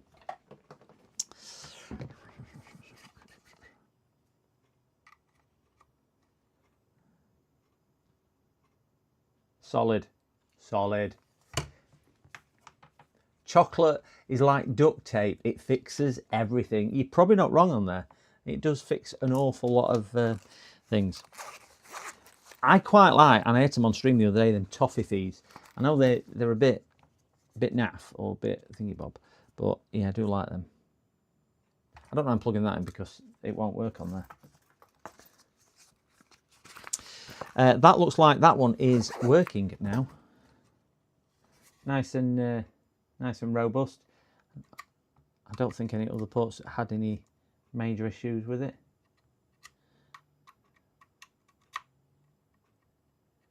Yeah, and that one not dropping and not dropping. Wonderful. That one is another one done. I'm cracking on through them today. Rip rolls. What the heck are rip rolls? About $7.40 a gallon. Yeah, so about the same sort of price. I thought the States were considerably cheaper per gallon for fuel. I always thought it were a lot cheaper than the UK, but based on that, it's not, is it? Strawberry rip rolls. Oh my God, shut up, James. What's he on about? Rip rolls. I've never heard of rip rolls. Out on the coast, we are paying $4.50 per gallon. You're paying $4.50, but some are paying $7.40. Wow, that's a big swing. But I suppose it's a big country. We have a swing in the UK because they charge everything by a litre, and you might be talking 20p a litre difference from thing. I did log into Andy's stream earlier, but I was trying to put my office back together, so I missed it. Is rip rolls something?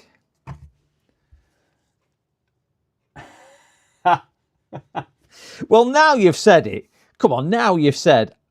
I've got to know, because you've now got me intrigued about what rip rolls is all about. Now you've said it.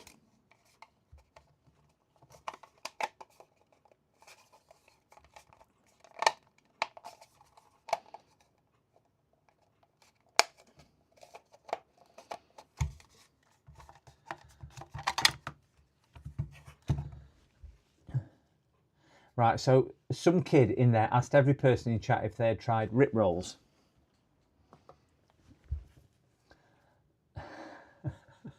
Okay, they were talking about it for an hour. Okay. I've never heard of them. What is it a sweet, or were they just winding somebody up? Did somebody fall for it up line and sinker? Because I think I probably could have done, because I wouldn't have a clue. Licorice on a roll. Oh, is it like one of them strawberry flavoured ones? Is that what it is?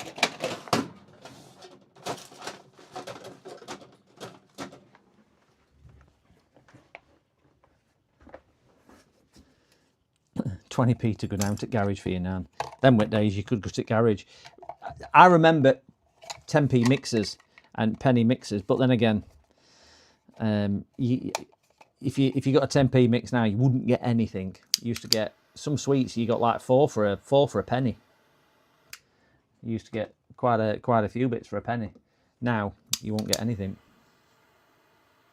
Fire. Something a bit primeval about me and fire. I do like a little bit of fire. We'll just put a bit of this hot snot down there in memory of chill and relax. We'll just get that stuck down. Bit of fire. 1p and 2p sweets. I think you can still get them, but you don't. I mean, you used to get a bag full of sweets or spice, as they were called, like a fruit wine but covered in sugar. Ah, is that what they are? Half p mojo, yeah.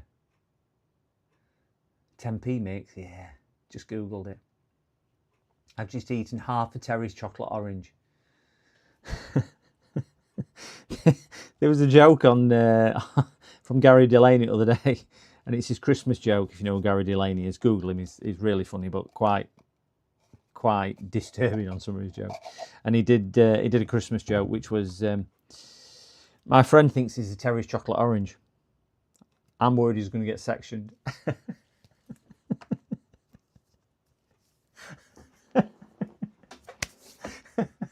I thought that was good. Oh, sherbet dips. I used to get sherbet straws, 1p each. Felt amazing when you got 100 for £1, and you had to count them yourself, so you could always add a few more. Yeah. 101. My kind of guy. What do you tap on it to open it? Where's Falcon? Oh yeah, my Brit roll. Oh, Bad Bowie James. Do you know chocolate orange? I think I mentioned this on one of my other streams. I went into the shop the other day, and you can get a chocolate orange, Terry's chocolate orange, mint flavoured. Well, it's not orange flavoured. It's not a chocolate orange then if it's mint. Isn't it a ball of mint chocolate? I don't know. Still, you get a coffee flavour as well. I quite like coffee flavour. It just fell apart into sections. Dib dabs. Yeah.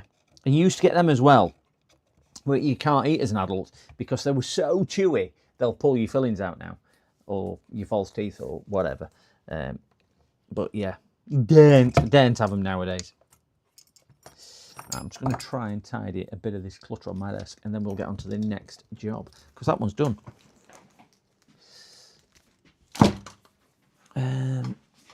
We're racing through them tonight.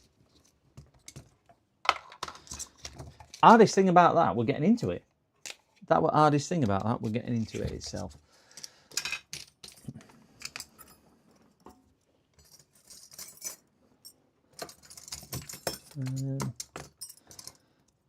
I'll put these back in this case because I don't want to lose those. There's another one there. Turkey teeth, never even heard of them.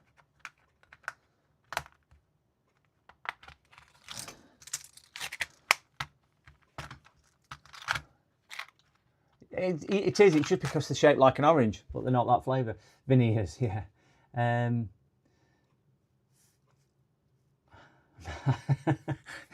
You could hit them really hard sometimes to break them up. Flying sauce, the flying sauce, which were, they were sherbet inside and they were rice paper on outside. You still buy them. Ouch! Bugger. They're so sharp. Yeah, you can still buy them. Flying sauce, I do like them. I've never even heard of turkey teeth. It looks better than when you when I first tuned in. Yeah. It's getting there. Half the fun, smashing it open, same zern. Really need turkey hair, me. See if they do 1 for 2 swing. I lost a filling to a one bars, yeah, they were them 1 bars, yeah. And they used to have sherbet down the centre of them as well, yeah. It's not a dentist, best of all time. Popping candy. Oh, space dust. It used to be called space dust, didn't it?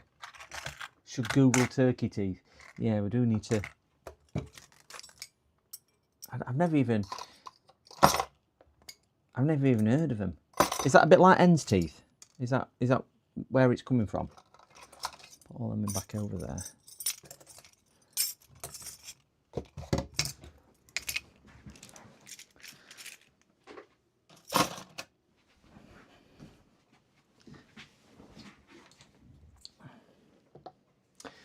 Guys, I know you were saying it's pretty pants, and I must say it is in the fact that that's a bit stiff, whether it just needs bedding in.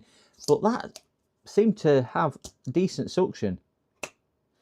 On, so I will give that a go, but I'll look at one of them Silverline ones on Amazon as well and get myself have a look at those. So I need to keep that, put that back, glue, put that over there, put my tweezers in there, put that there, glue, pliers back.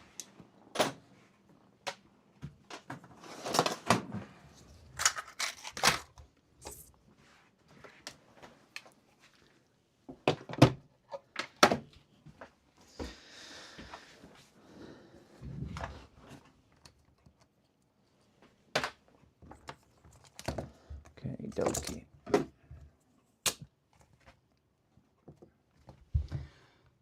Yeah, they refreshers were ones, weren't they? You get them drumsticks as well, which are lollipop versions of them, aren't they? At refreshers. I had the flying saucers, but I thought they would just taste like paper, so I never liked them. It depends how much sherbet you get inside of them, I think. Right, so my the dunt dog collar. There's this one next. If you're wondering, I know I don't know if any of you guys saw that one with James, but what this will enable you to do, going down to that level there, you basically put a 20 volt input from your power supply here into that end, and then you put, build quality on this is exceptionally poor. You get this lead with it, which has got your output from here, which goes in here, so it looks like that. And on this end of the lead you have the Lenovo, Dell and HP, which obviously doubles as Dell as Dell and HP, that one, and then that's Dell and HP, and then that's Lenovo. But they've all got the center pins in. So going back to the box end, you then select what brand you want. So you can select HP, for example, or Dell or Lenovo. So let's just go down to Lenovo for argument's sake. So we've told the box it's a Lenovo, what we're trying to charge directly from our power supply. And then on here, you can select what wattage of charger it is. So, for example, if it requires a 170 watt charger, you can then tell it's 170 watt, or you can actually select the right one. So because it's got that sense pin in, it's going to configure it. And that's same for, they work off voltage to center pin there, but in essence, it gives you more wattage. And then Dell's down here as well. And then you've got a current and a voltmeter on there. The nice thing is that you can do it straight from power supply. The other good thing is you've got USB-C output on here, and you get this one is obviously iPad, not iPad, iMac, no, not iMac, other one, MacBooks. USB-C, so you can do, I presume, phones or iMacs and things like that, or any USB ones. And we should have a third one hiding down there, which is the other type of Apple, whatchamacallit on there. You know, it's got a big lump of sticky stuff on. I just didn't want to open that. But yeah, so it's quite universal at being able to do different things. So you can see your voltage and everything else for your current draw from there. The important thing is I can connect it up to power supply.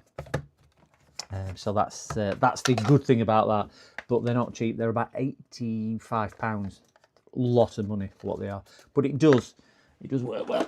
It does work well. I have tried it, and it does detect really well as well.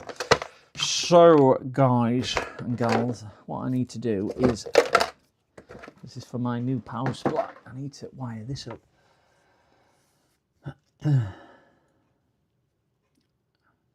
Yeah, drumsticks. Them drumsticks. I've got one in cart. Daughter left one in cart the other day.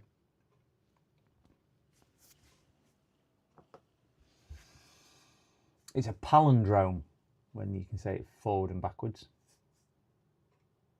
So I'll take my money.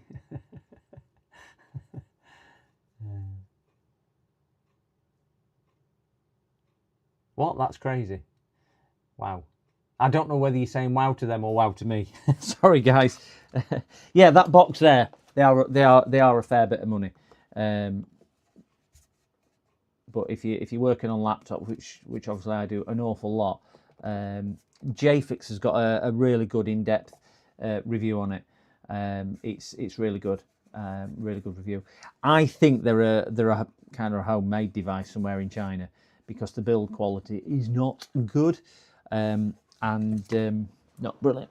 And what I've actually done, I've opened the this is just a 3D printed case, and I've just flooded it with hot glue inside to hold everything in, because there was no strain relief at all. And obviously what you don't want is one of them coming off and shorting out somewhere. So I've just kind of flooded mine with hot glue. But it's even got the little blue ring on here, so so you can see if it's got a direct short on it as well, and it cuts out. And plus, obviously, with the power supply up here, we can then see current draw, rather than relying on that. But you've got a good thing there to do there as well. This is the cable for my new power supply. So I do need to get this one plugged in. These will just plug straight into the black and the red up there, so it's no problem with that at all. Even though I'm not overly keen on that, we will have a look. I think that's just a this obviously come with the gear, and you'll see what I mean. It's a bit of a homemade. That's clearly out of some type of laptop charger, and they've just snipped the ends off, and put push connectors in. They've not even bothered getting rid of that, but you know, it's what it is.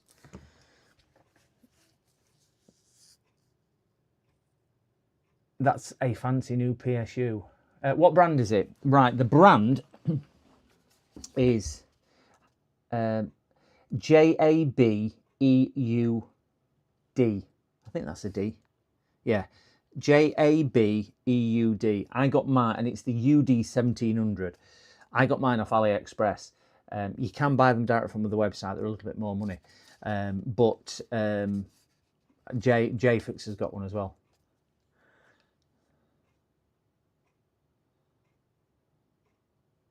Yeah, I've got no other plugs.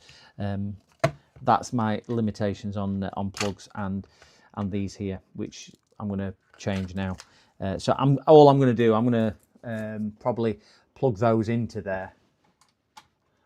I just don't like them because they're just bare connectors. I know you can't see it there, gents, and I've just moved my camera a little bit because my camera's on top of there. Yeah, power supply sits up here, kind of here on this shelf, and that's now plugged into it. So at least I can. Have I got 20 volts on there? Let me just turn power supply on.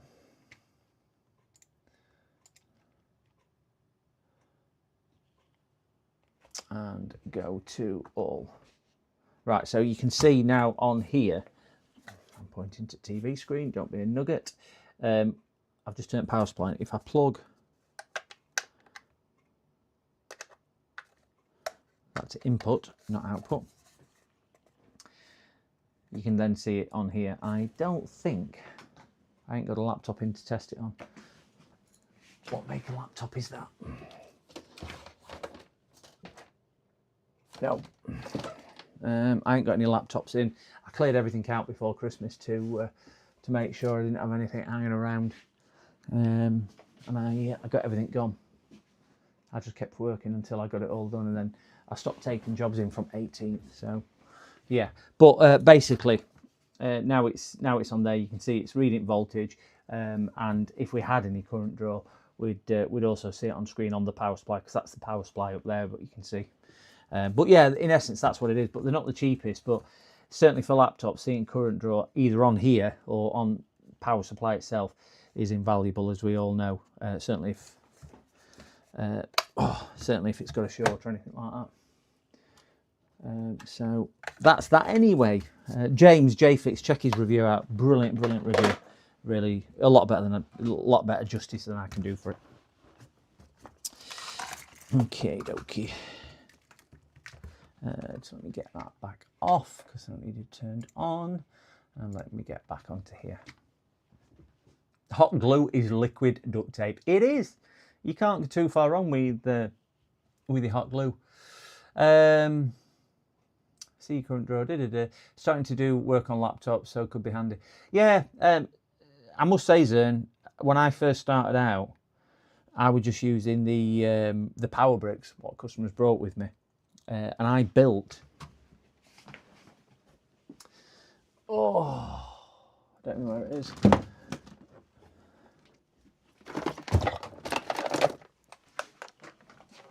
I was using this until very recently.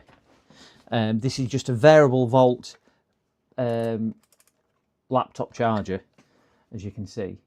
And I took the side off, cut a hole in it and put a voltage and ampage meter in, just so I could see it. And then all I did, I got a load of the multi-ends for it, and I was still using this. But the downside is this goes up to 5 amps, so it really doesn't do it. But I was using that. Oh crikey, I've used that for years. That one I made, and then when I realised HP has got the sense pin in, I made a special one for HP and Dell. I made one for HP and one for Dell with those, and I've got some more voltage and current ones in there. But that's what I was using for a lot of years. It's only recently that I started powering them off me power supply up there. And then this power supply is 30 amps. This will kick up to.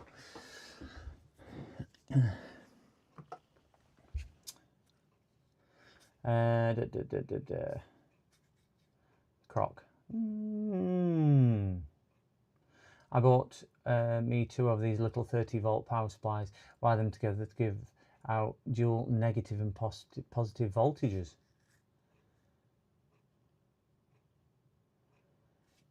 That sounds interesting. Do you need negative 30 volts? What would you use that for? What would you be using? Is that for audio equipment? You don't really generally need.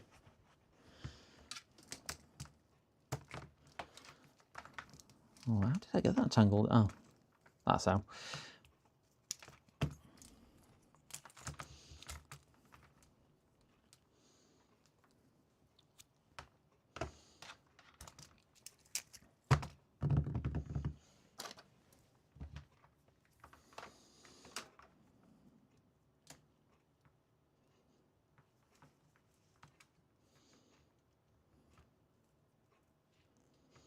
No, that's the wrong one for that.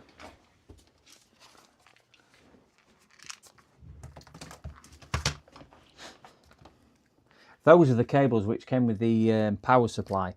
But, I mean, you'd put them on a car battery to start a car battery. I don't need them. I tell you what I have got, and I ain't had a chance to use yet, is this probe. Because it's got an on and off switch on the probe. So when you're injecting voltage, rather than having to lift the probe on and off all the time, like that to touch voltage on and off. You can just press the button to get it to come in on and off. I think Tony on Northwest Repairs has made one himself, but I think that was about £2 or something like that on AliExpress. So yeah, plus 5 volts, minus 5 will give you 10 volt.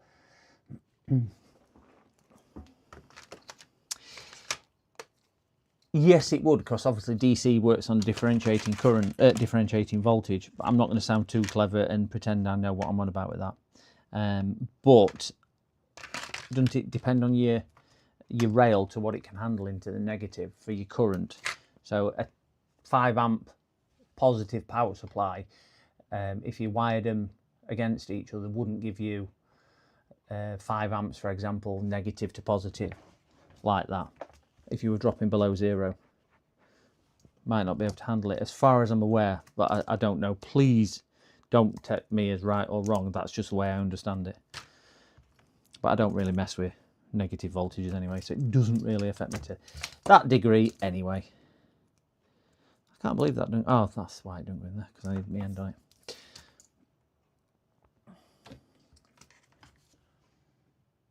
FIFA. Have they scored, Andy?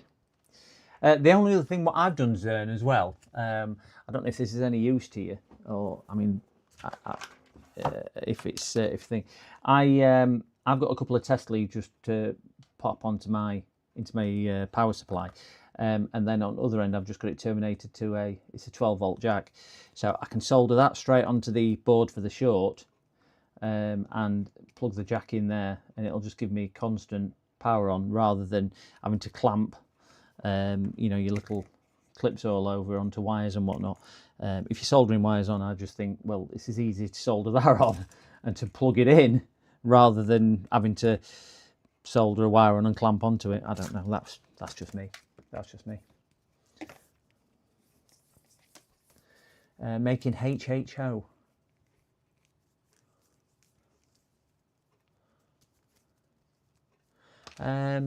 30 volt 15 amp plus 30 volt 15 amp together to give you 30 amp 60 volts. No, I don't think it would. I don't think it would, because you can't just double your current like that.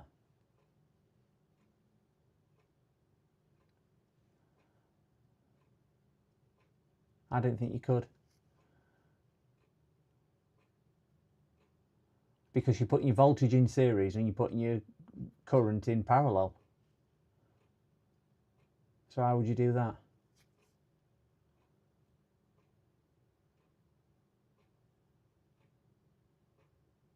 It won't give you 30 amps, because it'd have to be in parallel. So it's 15 amps, isn't it?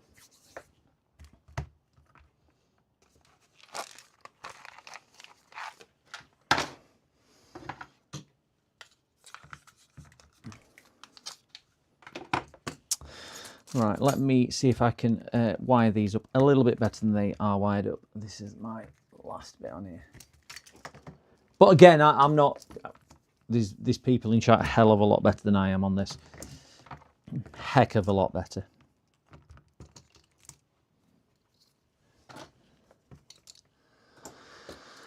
Alright, let me... Those are okay in there, I think. Thanks for the tip, no problem. Can't say they might be useful tips or not, but it's just what I've done over the years.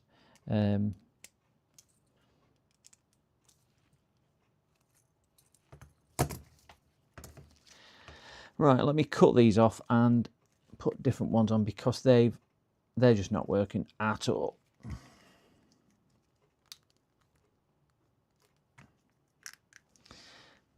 And I think it's just a case of trying to get these down, slid down and off. Oh, I heard that bit on your stream actually earlier, Andy, where they oh, that looks pretty good to me. Let's try these in continuity mode. Where you'd ordered that, is it an Xbox controller thing or something?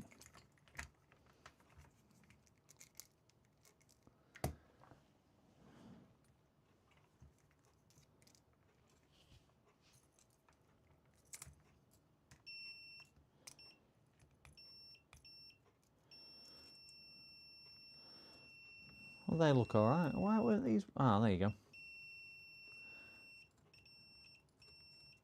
Yeah, I knew one of them.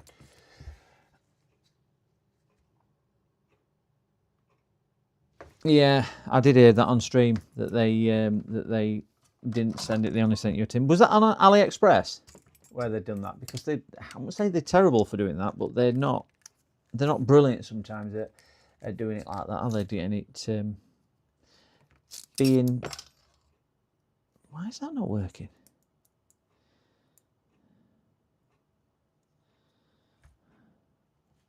I can't see why that's not working.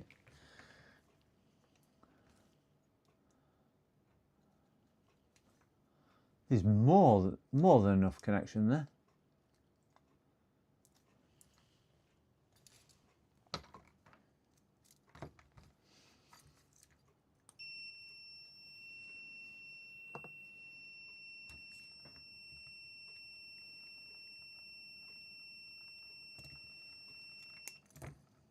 Well, that's bizarre. It weren't working a second ago. Now it's working. Yes, only 15 amps in series. Also need the output to be isolated. Otherwise, it's direct short to ground. Also, SMPs won't work properly in parallel. I don't know what SMPs are, but yeah. That sounds like a lot more educated than I am on it. So yeah.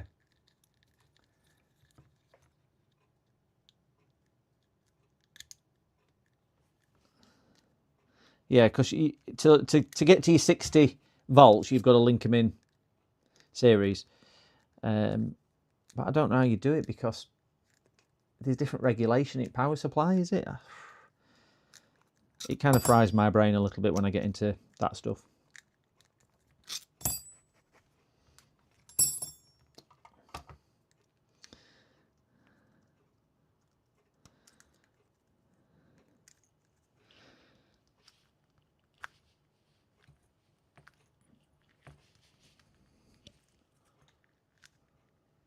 Switch mode power supply. Yeah, the quality of the wire is really good quality wire. So I'm not too sure, course log, but ouch. I mean, if we look how many strands are in this wire, I can't see.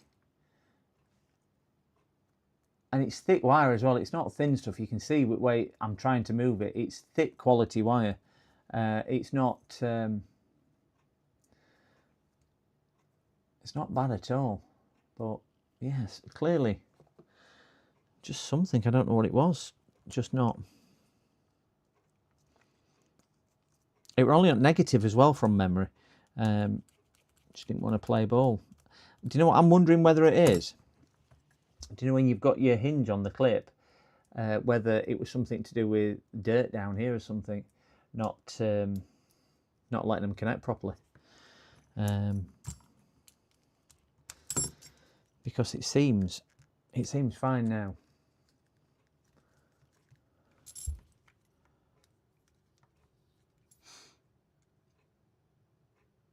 I thought I'd flatline.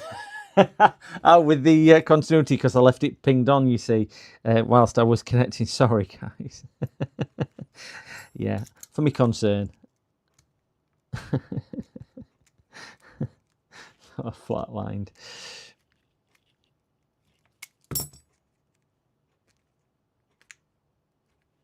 I'm just going to put it back on continuity again, gents. Sorry. Just see if I've... Yeah.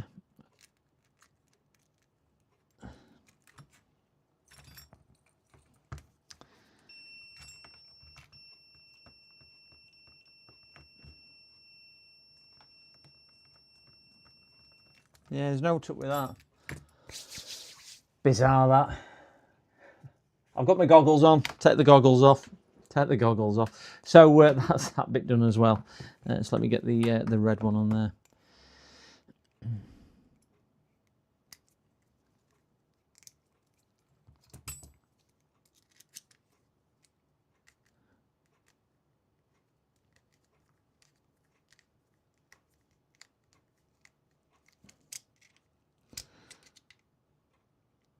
Right, that's that bit done.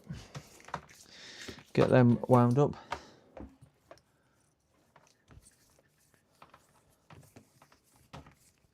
Yeah, that's how I understood it. Ed Meguru 007. I understood it in exactly the same premise as what you're saying. I think about them like batteries. Whether that's right or wrong, that's how I kind of get my head into it, and think about it like batteries, as you would do. Have I got?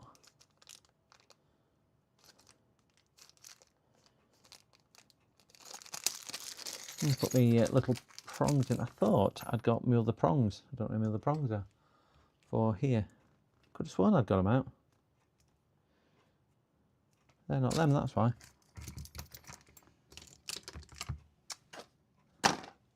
No, they're not them. Can't go in. Don't know where my other. I've got a load of new. I've ordered some new probes for the meter, and I thought they were my spare prongs for it, but they're not. Don't know where the prongs have gone. You know, the probe tips.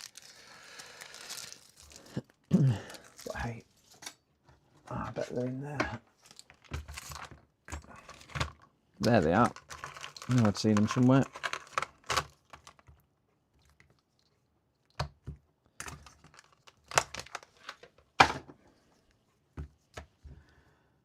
Who's Ed? It says on your thing ED. Ed.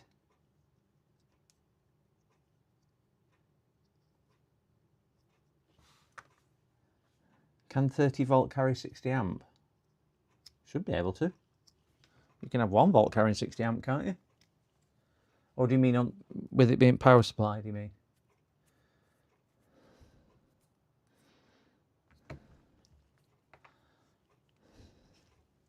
I can use my MFT 17th edition for insulation resistance testing. Throw 1000 volts down there and hope the insulation is good. That's a lot of voltage. Yeah, you can have a million amps. Edmund Guru. Edmund Guru. Okay, sorry. I thought it was Ed. Thought it was Ed. Yeah, you could have 1 volt at a million amps. The that lad on YouTube does experiments with them, where he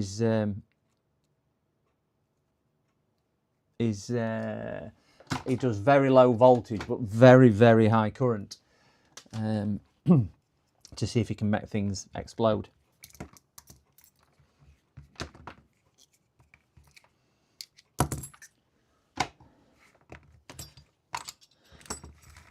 Because there's a crossover, isn't there? It's not just voltage which hurts you, it's voltage and current. So you can have relatively low voltage but high current, and it'll do a lot more damage than high voltage and low current. So it's the crossover. Am I right in thinking that? And DC is obviously more dangerous than AC. Am I right in thinking that? As long as you've got a circuit on DC. I think either way, I don't think I'd want to be electrocuted off either of them.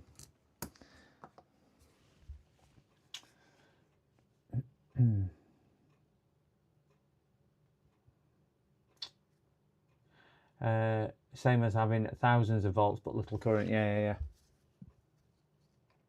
Not 60 amp. If supplies are 15 amp each, it's 30 amp in parallel, which you can't do with a typical supply. Yeah.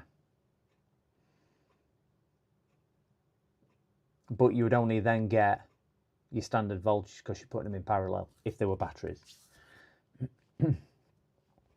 I thought you needed high voltage for more current. Didn't know you can get higher than voltage. Yeah.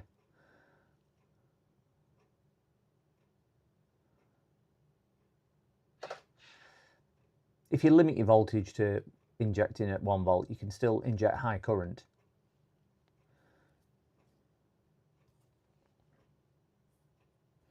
Which is what we do on laptops. You can, inject a 0.8 of a volt and still pull a lot of current. This supply will I would imagine I could set this to 10 amp output and 1 volt and short them, and it'd obviously short it out. And the other way as well, you could then set it to 60 volts and set it for 100 milliamps, and it would still limit it to that.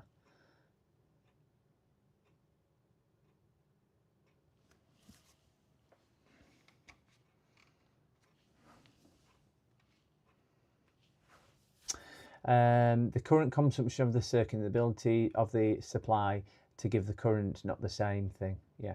Car battery is only 12 volt but can deliver 600 amps. Yeah.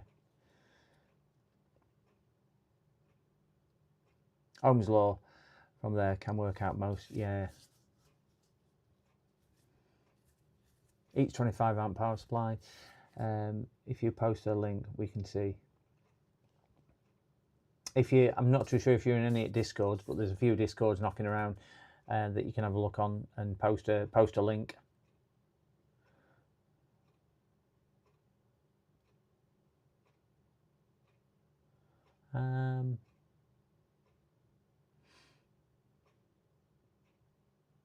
Is that a I don't know whether I can see that link. I don't know whether anybody else can.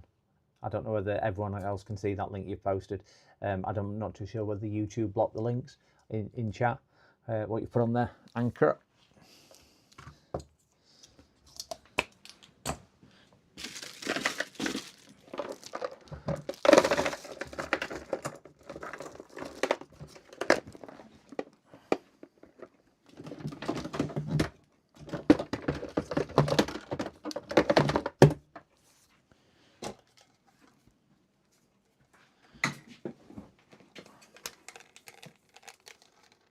He fooled YouTube.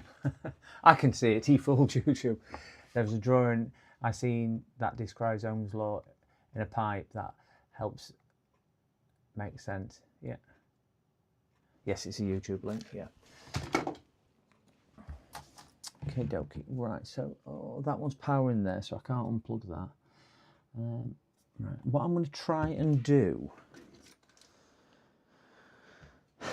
No, I'm not. I'm going to try that one because that needs other bits and bobs.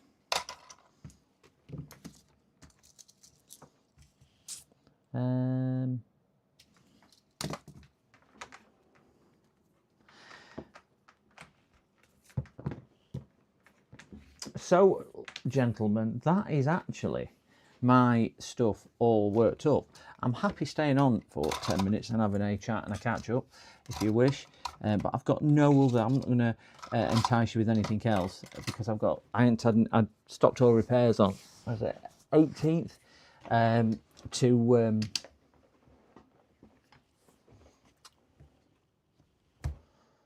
why has my chat screen disappeared? Brilliant. My chat screen has just decided to go off, which is that one there, so I can't now see chat. So has everyone else gone home? I don't know. There we go. So I ain't got any jobs in to do. So they were only a few bits and bobs I was trying to get sort of put to bed and tidied up and get sorted and whatnot, and so on. To disconnect that. What shampoo do you use? Is Zoe Switch still working? Yes. Do you know? Oh, I know what you're going to say. I know exactly what you're going to say when I ask this question. But can I show a modded switch on stream? Am I allowed to do that, or will it get a strike?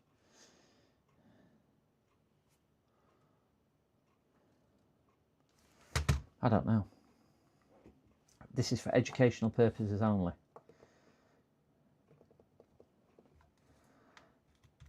I had to reinstall. All right. Okay. Yeah. There's no. I ain't got a clue how to do that, so I'm okay with that. So yeah, there's no piracy involved on this. I modded it and I put that software on what you recommended, and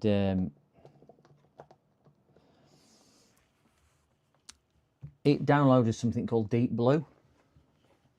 So, or Deep Sea, as you can see, and those. And I presume I use because I've never done this before, so I am, oh, there's that screw which fell out. I went into there and did that one, but I couldn't figure out how to or what to do from there on. Because what I wanted to do, the games what she's got, because she owns about a dozen games, and you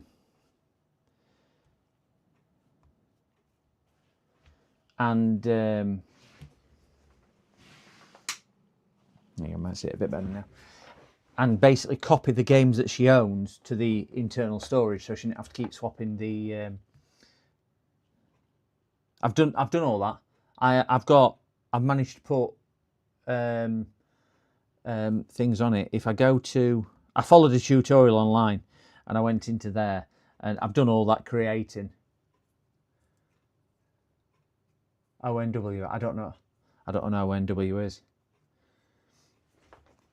I put her game.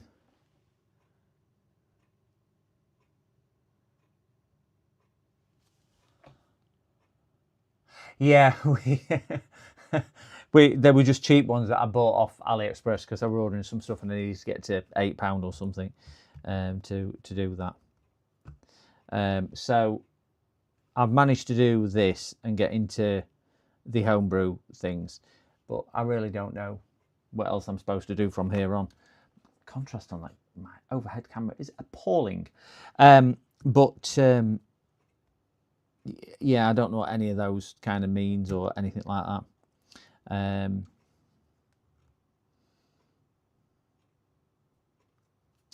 Power options, restart. So it were figuring out how to get her memory card. So she's got Mario Kart in it, for example, at the moment. How do I take Mario Kart off the card and put it on there?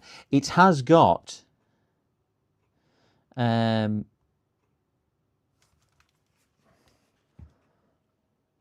have got quite a big. I've got a big one. I've got 512 gigabyte SSD in it. If you remember. So yeah, so it will hold an awful lot of information. So the idea was to do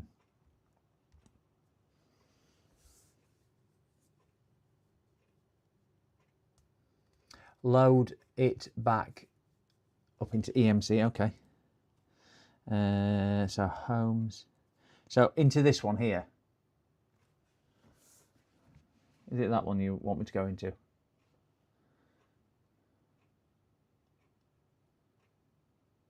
Yeah, basically my I've got Mario in. All right, launch EMC. So launch that one. I've got Mario in, and rather than having to swap cartridges in and out all the time, I want to be able to put them all on the internal storage that I've got, just to make it a bit easier for her to do, so she can just select the game that she wants and so on. Because she's got quite a lot of games, and we've got some digital ones. Just dealt with this.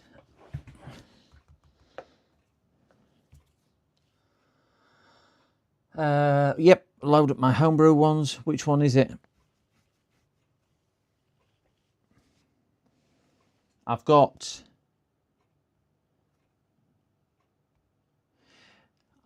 I was under the impression it was Gold Leaf.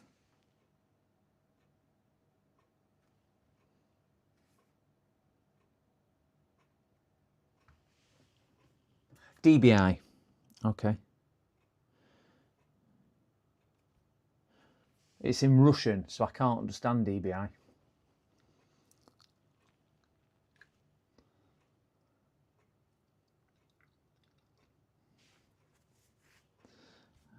So I have no idea what that says. But there is 2 DBIs on here. But I don't think the other one works. Oh yeah, there you go. but it errors. I get an error when it loads.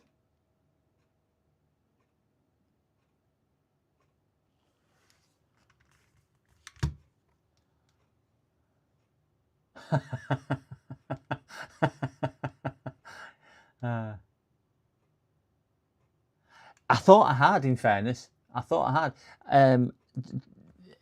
I just kind of went on it and thought, what do I do? So I'm happy to wipe the memory card and put it back on. Let's put it like that. Is that all I do is wipe the memory card and do it? Because I honestly ain't got a clue.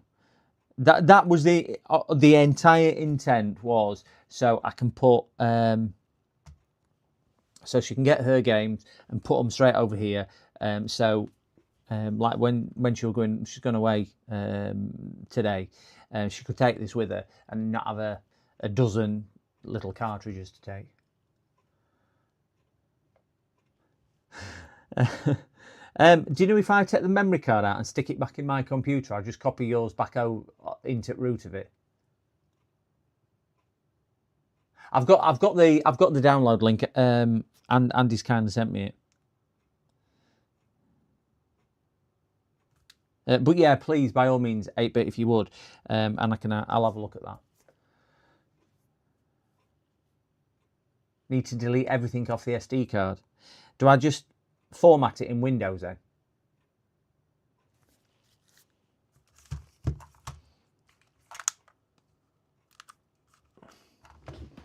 Let me get my memory card reader.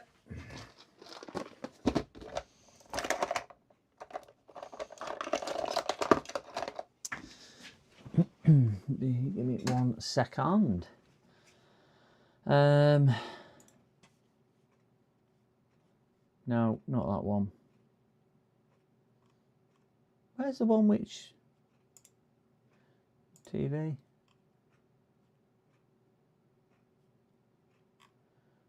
I've lost the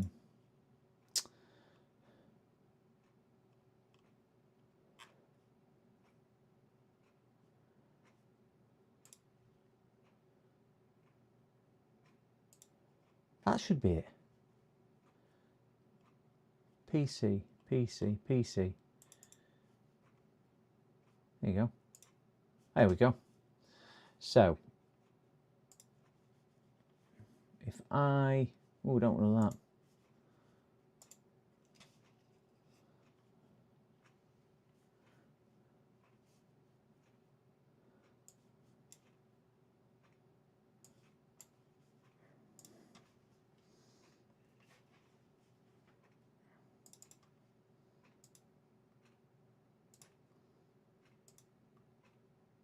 It's that monitor there that I want. There we go. Right.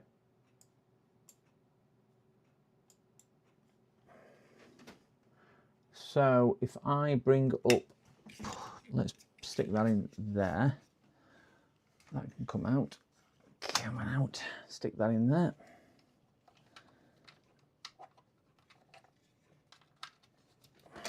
Okay. On there and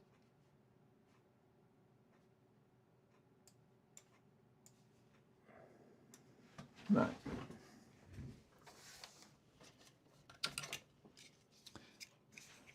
Memory card. Where the blinking it? I just put that memory card. Stick that in there.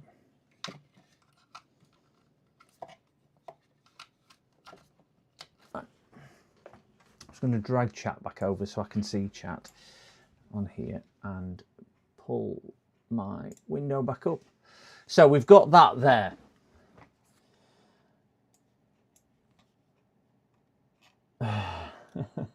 This is your switch here, Zoe. I'm just doing again.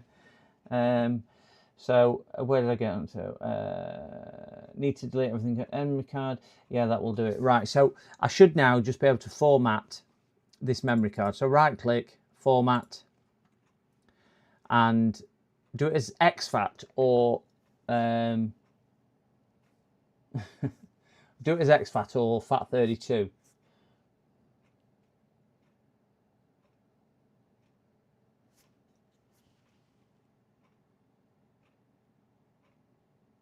Yeah, I've got your very handy first.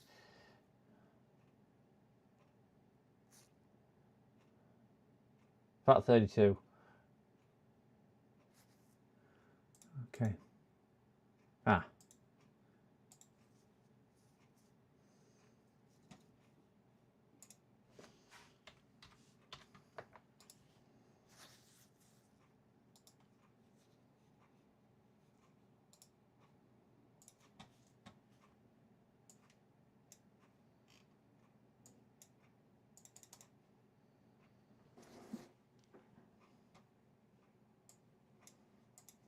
Ah, my blinking computer's now frozen.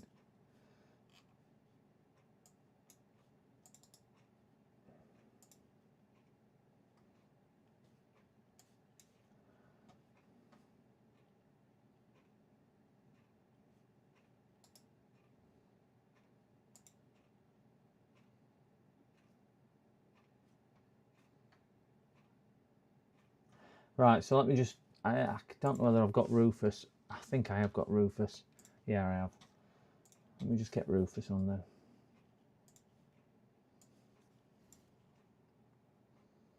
So that one there, and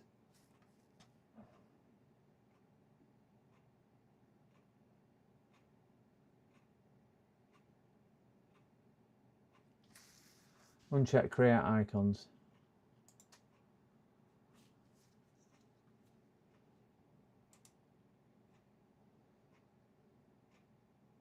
Did I just set it to non-bootable then?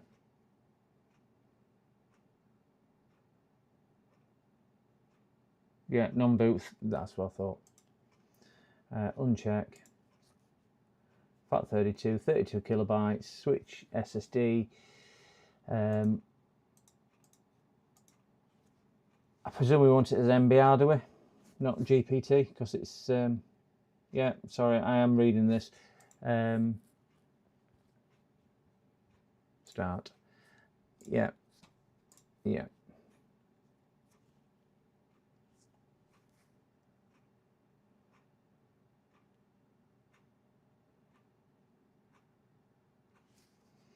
Okay. So on here, just let me copy this, what Andy sent me, which is in here. Right, so you sent me this, Andy, and it had these two things in. It had drag and drop, and it had hats. Which am I copying onto the memory card? Because that one there, the drag and drop is only 10 meg.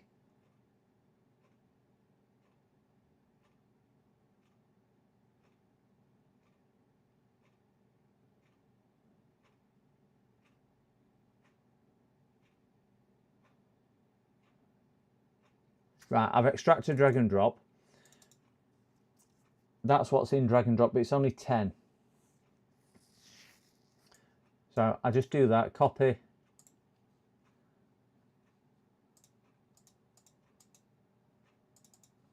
Go back to there, bang it in there, paste.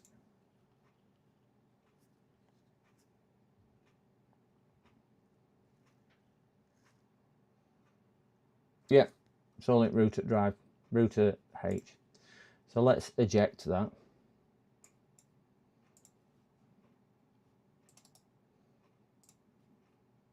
Yep, save to eject.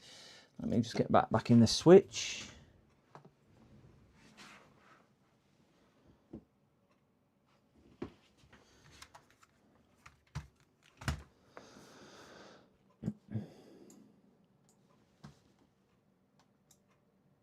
So I just need to move chat back to other monitor I'm working on, because I've got 3 monitors. I'm root of dry, yeah, done that.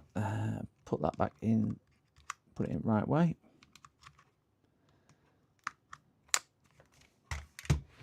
And my camera is frozen, so just let me, this is what these were doing earlier.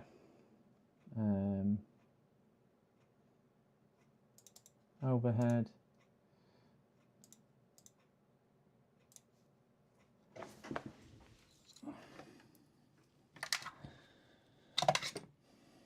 The reason why it's frozen is because this nugget just unplugs the camera.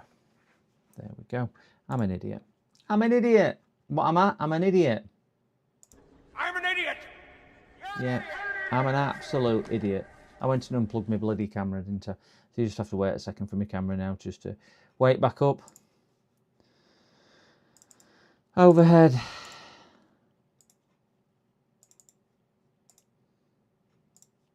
There we go. Right. Down there and zoom in. Okay. So I'm back up with... Oh, see you later, Phil. 8-bit. See you later, Chris. Whatever, I can't remember. I think it's Chris. I'm not too sure. See you later. I will have to create AMC again. So when I turn it on, comes up with that. I need to select the date, which is 29th day. Wow.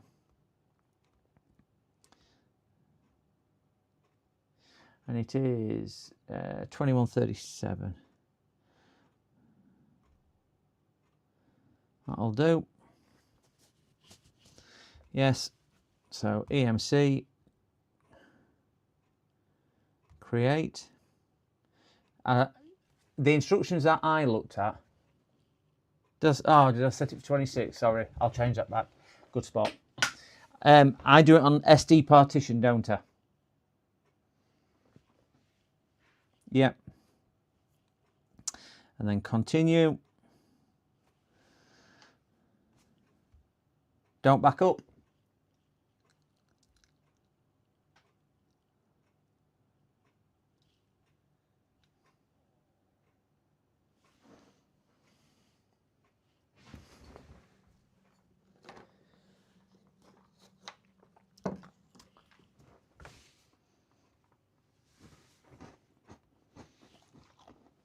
Then I set this to 12 gigs. Is that right?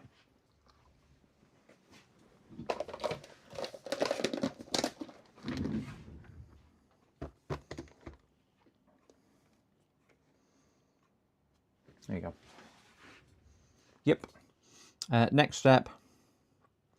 Start.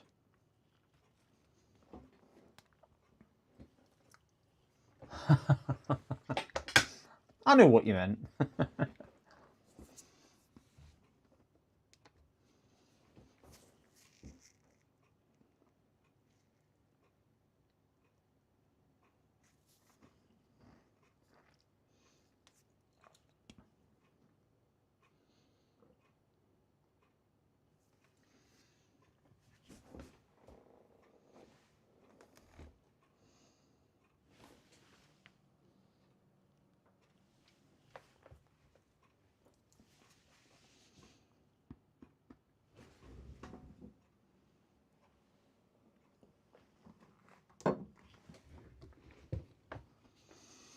And then close. And then close. Right, so I'm back to there.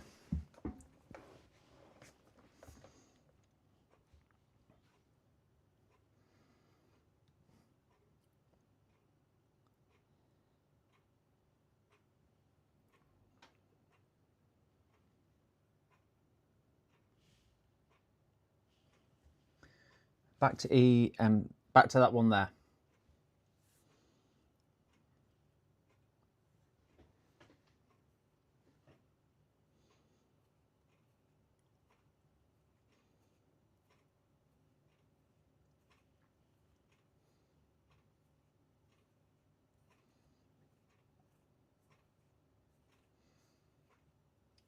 Create again.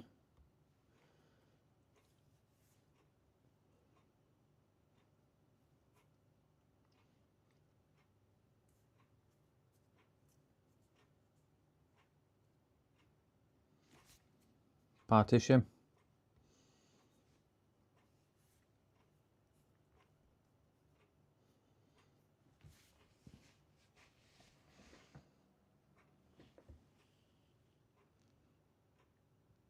Part 1.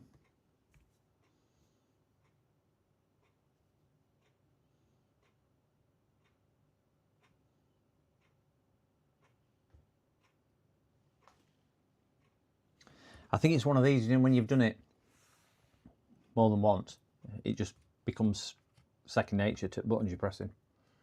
But I suppose that's like anything else, isn't it?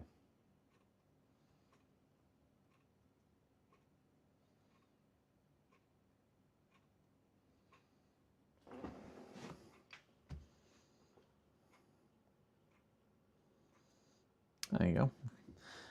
Didn't realise that. Just had a customer ring me at 8:05 tonight. There we go.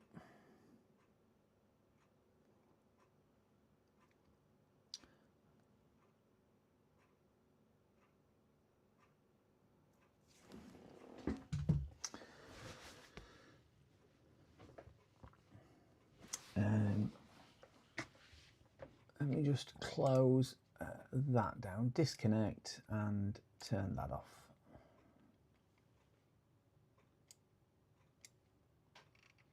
Still on live chat, so we're good on that. And there.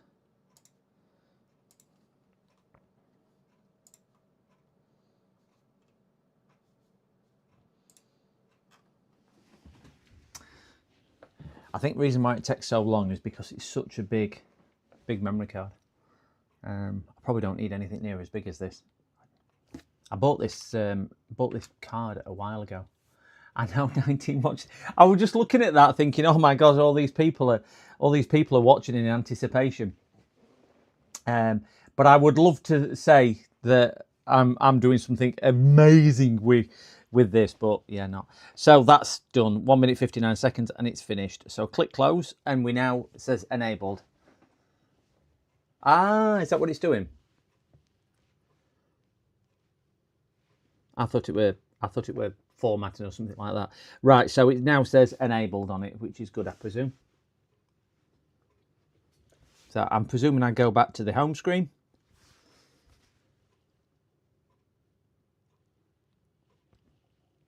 Now launch. Middle one, isn't it? EMU MMC.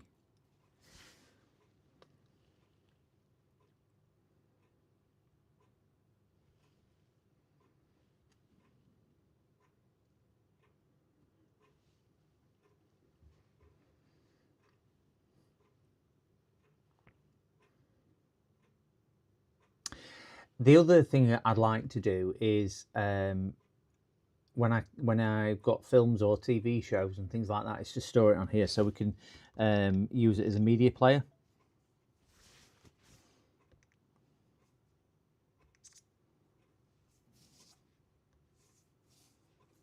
Right, so I recommend factor reset in EMU MMC, but you can leave it as is. Okay.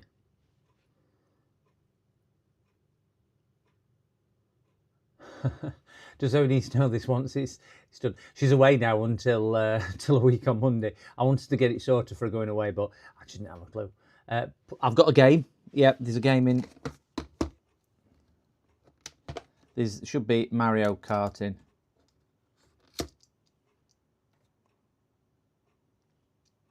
Yeah, Mario Kart. Oh, I've gone and pressed something. There you go. Put game in. Does it say copy game?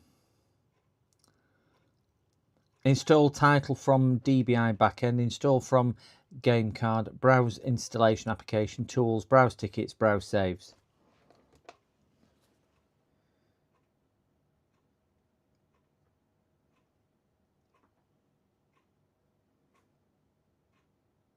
Install from game card, yes. Right, it's saying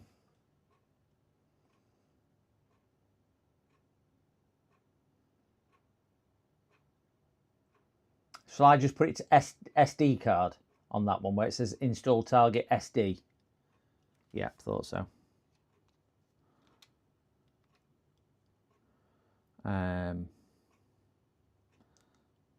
Oh, yeah. And then start install, I presume.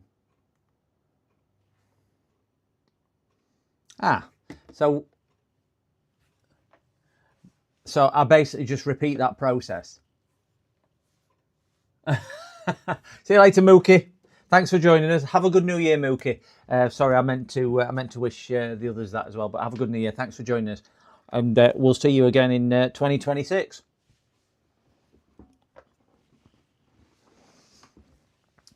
So she does like to play Mario Kart online. Can she play it online once it's copied over, or does she have to put the cartridge in to be able to play online?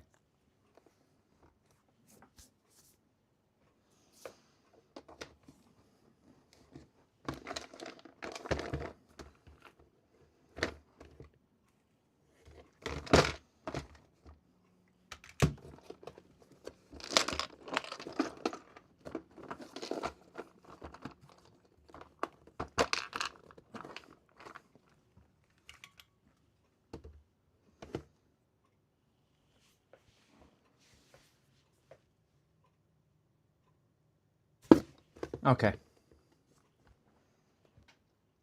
But she can use the saved game online in stock. Or can't you get the saved games at all? I might be asking really silly questions, sorry.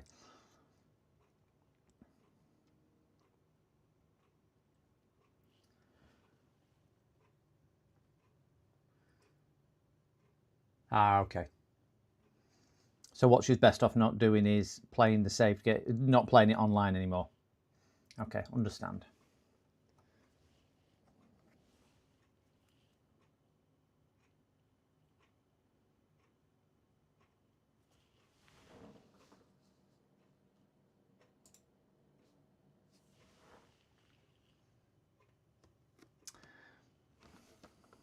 I don't know. I feel like a lot of my questions are silly sometimes, Phil. But do you know what? You only know what you know, and you don't know what you don't know, and that's true, isn't it? That it is. Well, I was actually on firmware 19.03, and I've updated to 20.04. So I didn't bother updating any further than that because I wasn't sure that I could.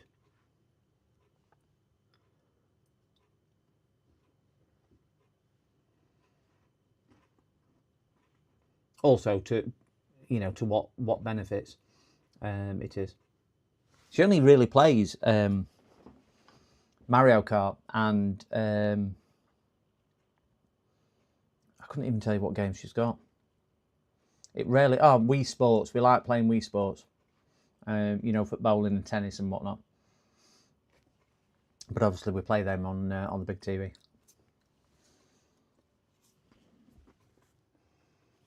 If there's any games you can recommend, I like racing games, or I don't know, just a bit more less kiddified. They all seem to be quite pink and fluffy, soft. For very young children. Is that typical at Switch? I've never really done anything with it. We've had it about 5 years. This.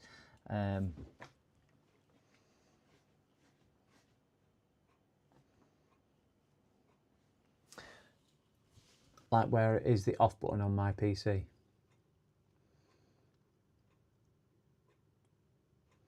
Okay, brilliant. Thank you. There's honestly, Andy, there's no hassle at all. She's away all week anyway.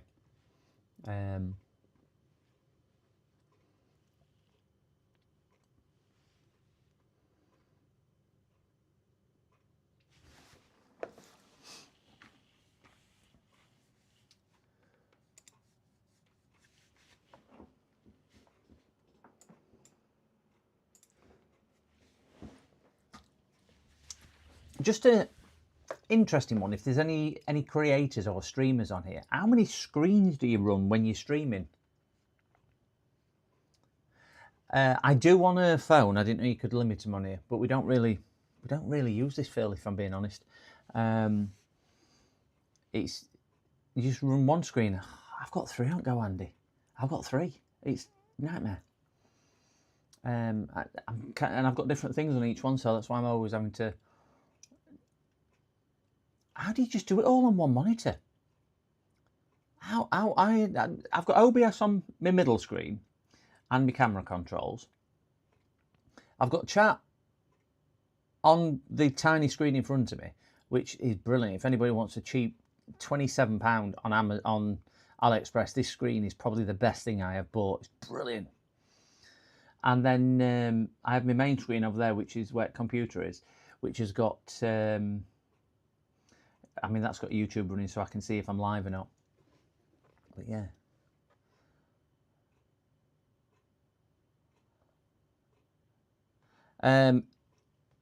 I don't have a link for it per se, Chill. Sorry. Millard, I am just getting some instructions on how to do this on a Switch. You're best off asking chat what we're doing, because I'm just following instructions at the moment. I don't normally deal with switches. I believe we are just backing something up on the Switch. So right, that says installation complete. Press B to return. So I'm going to press B, and will that now be in the games?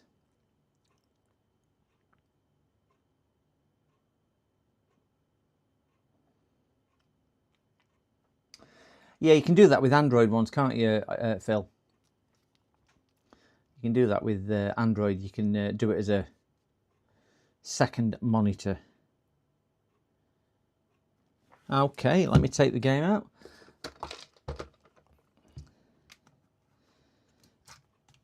The game is coming out. I'm trying to take the game out.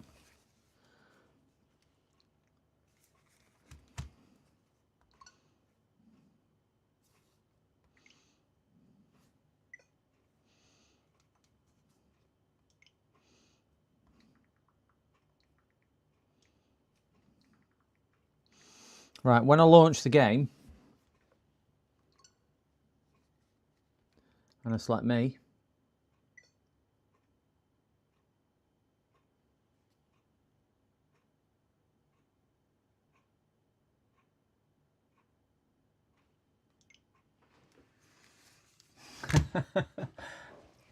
we're not hacking a Switch. It's had a.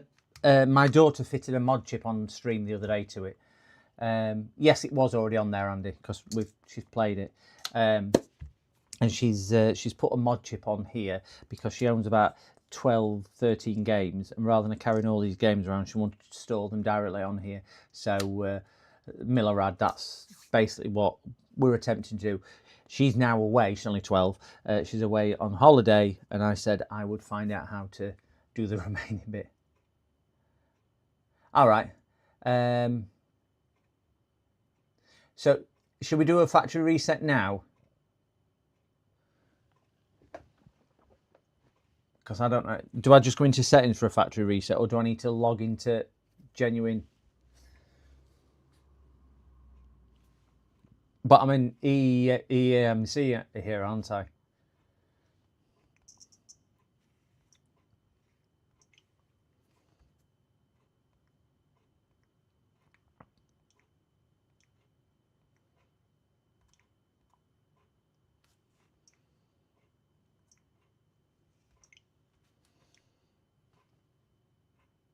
Okay. Where is it? Is it in here?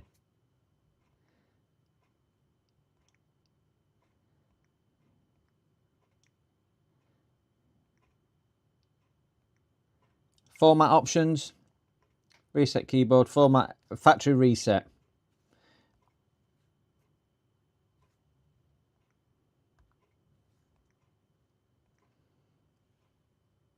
Yeah, done it. Next.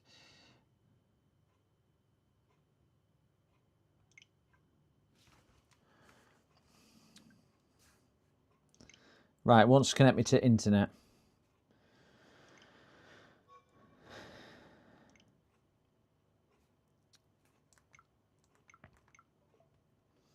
So I've got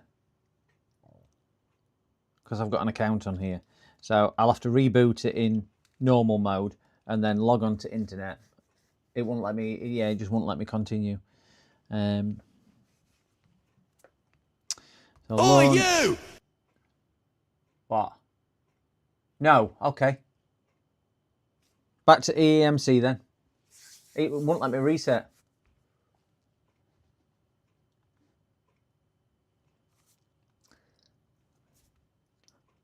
I'll launch that back.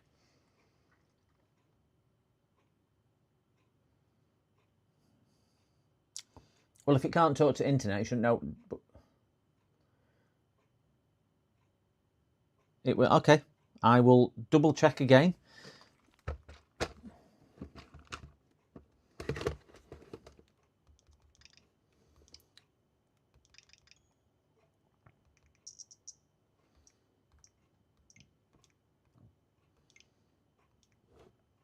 Factory reset. Next. Console will attempt to connect to the internet to unlink your Nintendo account. Next. Connecting to the internet. Please turn.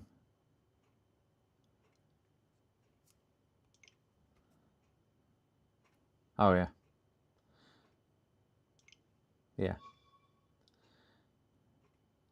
Factory reset. There we go. Please do not touch the power button, okay? Will this wipe the memory card as well?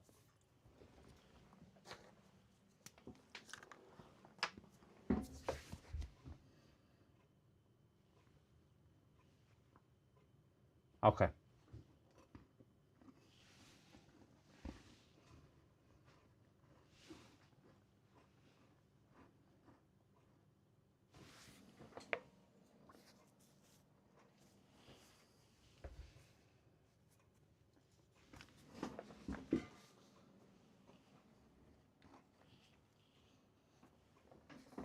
Seven minutes, wow.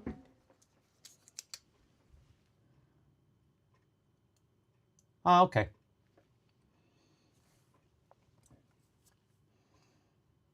I did notice on one of the apps that it kind of checks the Nintendo servers and it said they were all blocked. All right, okay.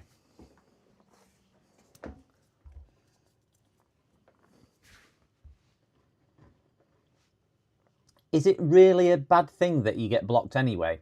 Because I did Google it and it just said you don't get access to their online store. But we have bought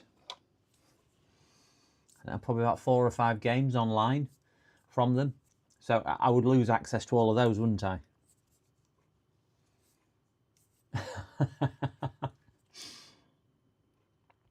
I was probably more of a hacker back in the day with war driving and different bits and bobs that I've done, James. All right. A bit of penetration testing. All in the right sense, of course. But those are days gone by. A lot of years ago. I've probably forgot everything about it. I think I was talking to, I can't remember, it was somebody in chat on Discord about it. And they'd messaged me on Discord about when I'd mentioned the war driving and things like that. And back when Wi-Fi was really early, he had so many unsecure networks, and it was just okay. It was just so easy, really, rather than anything else.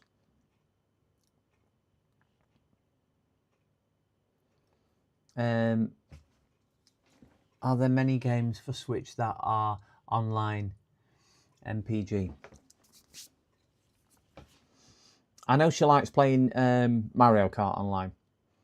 She's done that one. But to what other games she plays? I think she's got things like Animal Crossing. She's got 2 or 3. Be easier if I just grab them. Ouch.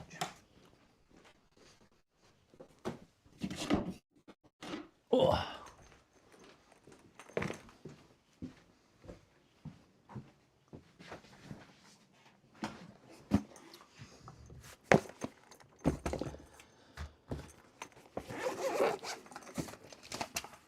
So she's got Mario Kart.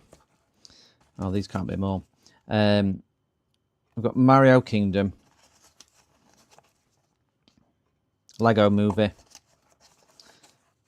Minecraft, Harry Potter. I know she's got more than this because she's got Overcooked. We've got Wii Sports and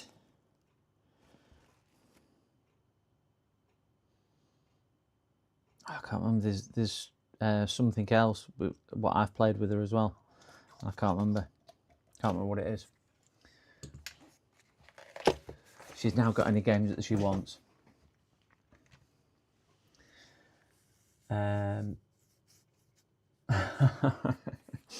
I think that's if we go sailing on the high seas, isn't it? If we do that. I made a keylog in Visual Basic 6. I used to have a keyboard that used to connect, and I don't know. I get seasick, Andy. Seasick. I used to have a keyboard that used to be able to put in, and it had been modded inside that it would record all the keystrokes, and you could plug a USB into it, and it'd play back all the keystrokes and store it onto USB as a text file, so you could see if anybody put passwords and whatnot in as well. That was before you had things like rubber duckies and things like that. I mean, now they're just in charging cables and whatnot. And there was one for attacking air-gapped systems, which was they could monitor the actual fluorescence of the screen, and it was something to do with the harmonics or something, the frequency when it pressed a letter. I remember reading it on one of the things that CIA had developed, it that they could actually see what passwords and what was being typed on a screen without actually seeing the screen, just by the electrical interference that was created. They could like pick a pattern up. Yeah, it's just bizarre how they can do it. Absolutely bizarre. What they can do. I mean, obviously, you know, the tapping in networks and things like that is very straightforward nowadays. Certainly, the man in the middle attacks. They are so easy to do. So easy to do. Even from, I had a Scion. I can't remember what they're called now, and one of the very early ones with Wi-Fi on it, or was it just Bluetooth? No, Wi-Fi. And you just run basic software on there to penetration test things. I had a Bluetooth one which had an external antenna on, so it would ping all Bluetooth devices when they came in range. I had NFC readers, which was an interesting one. You could do all sorts with that.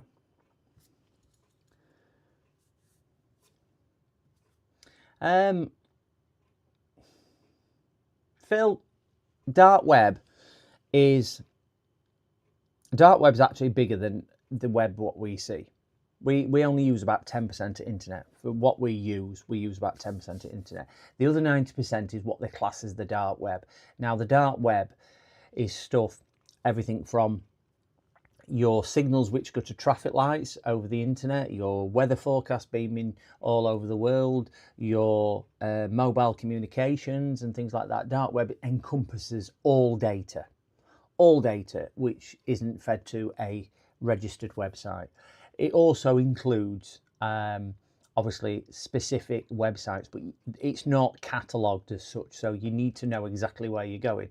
So it's a bit like me saying go to London and find David.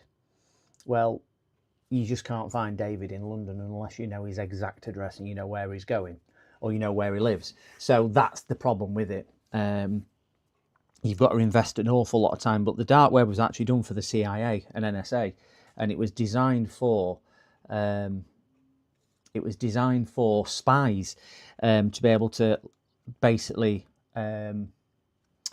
communicate back with the CIA and FBI when they're in a foreign country, so they weren't traced or tracked by hostiles and things like that of the country they might be spying in. and things like that. So that's where it was developed, and that's why you get nodes and things like that. And it's hiding in plain sight, because you get an entry and an exit node to do it. But yeah, the dark web is very much real, but it's not illegal to go on it. There are illegal things on there, but the stuff which you'll find just by walking around the dark web or looking on it is nothing. You need to be in the know. You need to be in the gang. You need to be in the forums and things like that. And to get to the real juicy stuff, you need to prove yourself. It's just not a case of you walk in and do it. You need to prove yourself that, you know. And there's a lot of scammers on there as well, doing different things. Now, this console is switched off. Do I press anything? Do I just power it back on?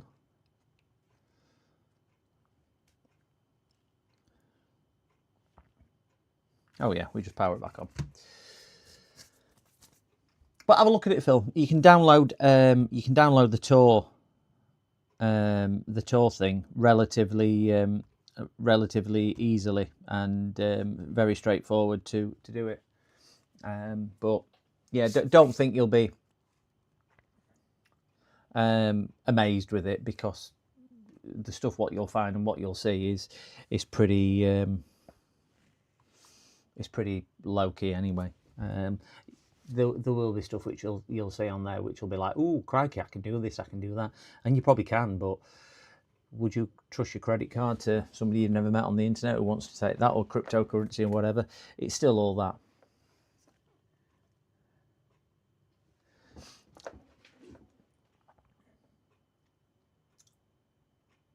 And most stuff which is widely of interest will be found on normal internet anyway. So, you know, 99% of people don't need the dark web. Ooh, we have a Nintendo logo. Nintendo Switch. Oh, English. I am in Europe. No, we don't want to read that. We definitely don't want to connect to the network. No. Later.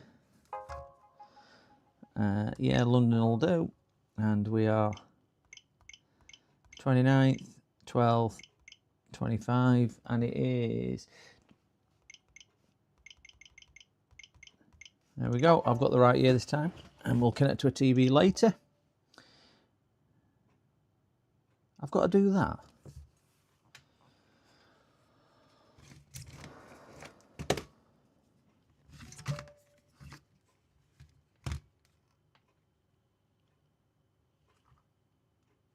All right, okay.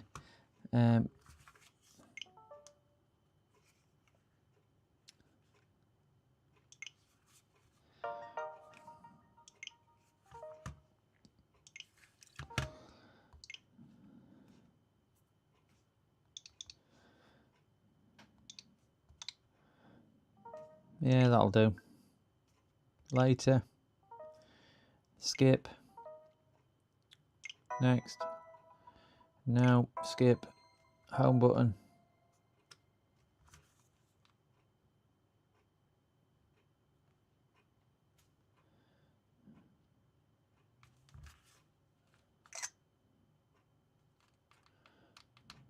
There you go.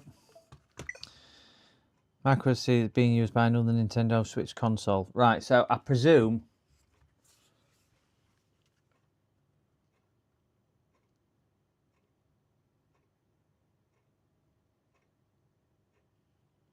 Delete. Okay. Can I put these back on now? They were painting it backside when they're off.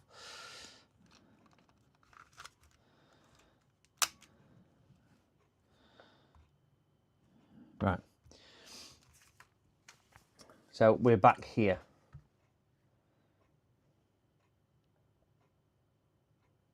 Now copy the game over again. Okay. So launch EMC.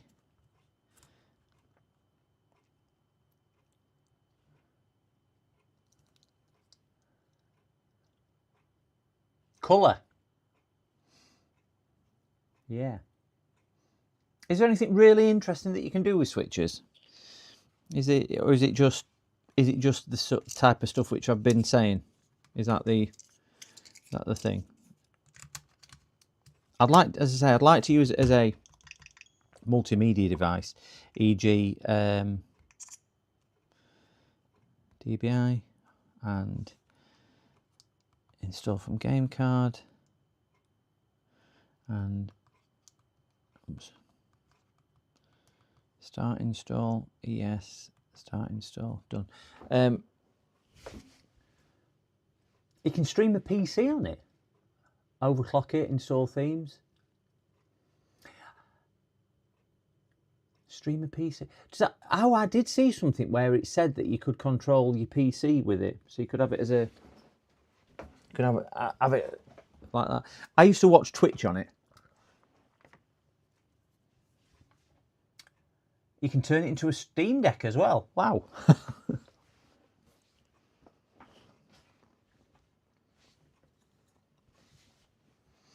I'd love to put some retro games on it, because I think I've got, wow, I must have maybe 500-600 gigabytes of retro games.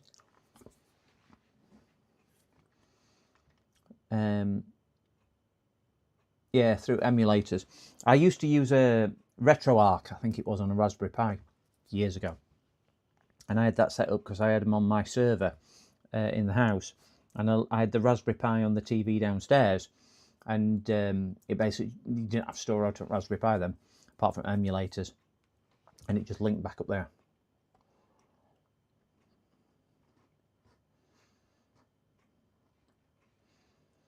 Yeah, I've got a Wii as well. But Wii's are quite old and dated now, aren't they? I'm not a big game player. I've got a gaming system upstairs, which is the Ryzen 9850X 3D with a 5090 in it, and I've got a full driving rig, you know, cockpit and whatnot, ultra wide monitor, and I bet if I've done 30 hours on that since game were released, and game's been out 8 months, 9 months, just don't seem to get time for it. So I'm not a particularly big gamer, but I think it's just one of those, you know, when you've got a spare 20 minutes and there's absolutely nothing on TV, you can just pick something up and just give it a blast for 5 minutes.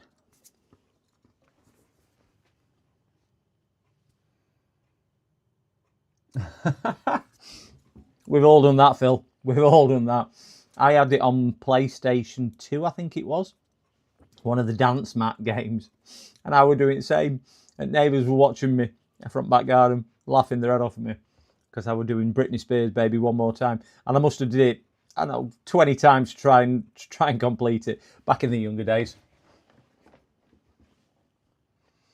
I tried Just Dance. We've got Just Dance on here. That's another one we bought. But I don't know how you do it. I mean, you just follow motions on screen, don't you? You don't know whether you're doing it right, wrong, or indifferent. But yeah, it's certainly good for a cardio workout. But I won't mind some emulators on there. A couple of old Spectrum games. I won't mind doing, and whatnot. So I think some of the old classic ones have gameplay rather than just reliant on graphics. It's got the intrigue of gameplay, hasn't it? But nostalgia's a crazy thing, isn't it?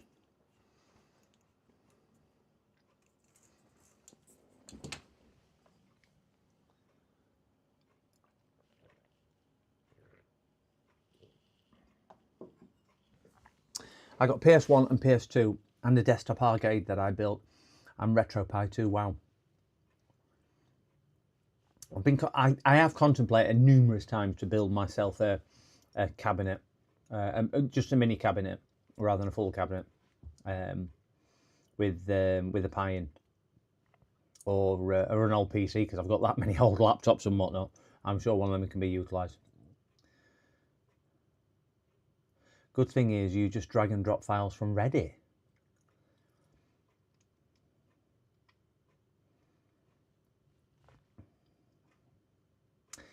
Do you mean Reddit as in the online one?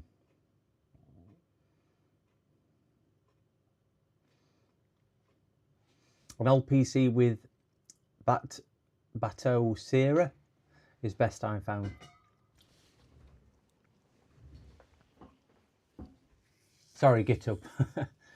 All right. You might need to explain that bit to me offline, and then at least I know what I'm doing with that. Because as you can see, I'm not very good at this bit. There's a big market for old computers though. I've done several, or quite a few actually over the years, but I did one last year or year before, and it was crikey, what was it? It was an original Pentium machine, and it had an ISA graphics sound card in it. Sorry, didn't even have a graphics card in it. Yeah, it paid about £200 for it, for this really old PC, and I'm like, I've thrown more modern stuff away. Is the modern stuff any good for me? Because the games back then, the physics engine for the games was tied to the CPU speed, so they used to have a turbo button. You might know this, Phil. Some other people might know this, but on old PCs you used to have a turbo button, and everyone used to think you press it and it used to turn the computer up, and it didn't. It used to turn the computer down, because certain programs wouldn't run on faster machines because it were all linked to the CPU speed back then for certain things. And as computers got quicker, the older software wouldn't. Right next to the reset. Yeah, it slowed it down. Slowed it down. And can you remember ones which used to have a lock on the key on the actual computer as well? And the amount of people which used to think it was for locking the computer, and all it did was disconnect the keyboard, which was crazy when you look back on it then. They thought it was security, that the computer was going to be safe. Now all it did was turn your keyboard off. It was a simple switch inside to turn your keyboard off. Oh, wait, this is done. Press B. Press B, and right, let's see if we've got any further with this. Yeah, made it so secure. Right, let's get this back up here.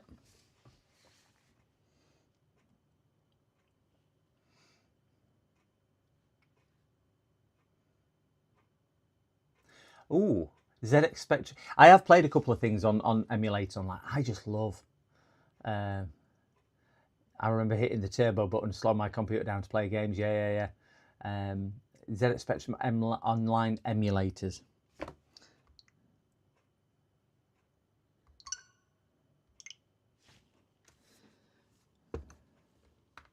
Right, so we've done that. Take that out.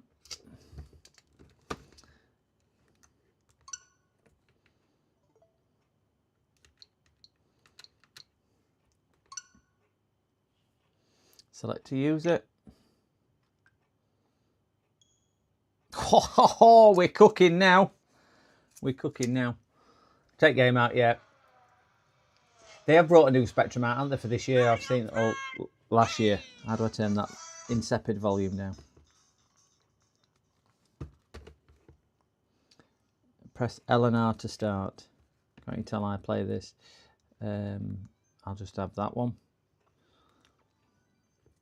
Oh, right, okay. Can't you play this online? How do gamers get away with it then? We won't put that on there.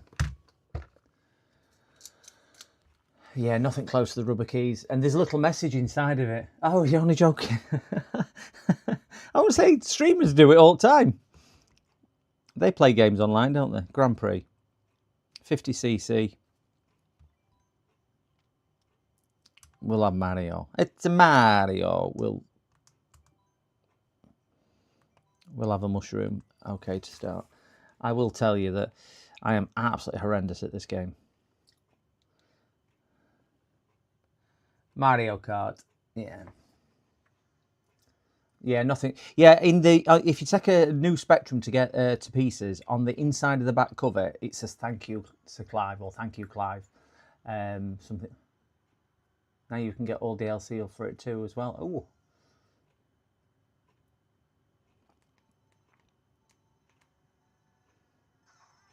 I remember turbo start. Start accelerating on number 2. How do I fire? Oh yeah, Redden.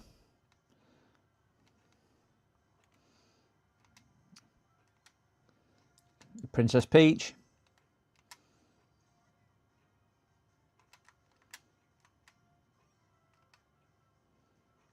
I got his 3 laps.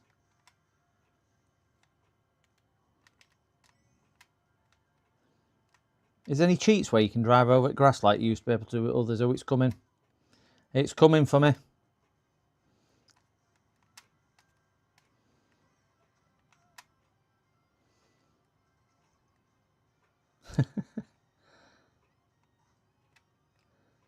Oh. That's 1 lap. Yeah, I don't think you can beat the old retro stuff. I used to play a game on Spectrum called Night Gunner, and I used to love that. And there used to be another one called Attic Attack, and Monic Miner, obviously, Jet Set Willy. Some of the old retro stuff. I think it was because it was new to us back then, where now it's just not. I'm only going to do 1 race. I'm going to get shot again, aren't I? There we go. I've got a ghost. That means I can't see anything. I've got black stuff in front of my face.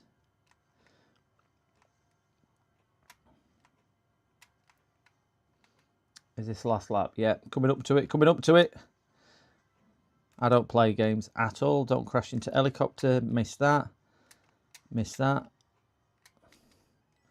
Get some coins. Oh my God, there's another lap. Yeah, some of the stuff you work on, Chill, is just brilliant with your retro stuff.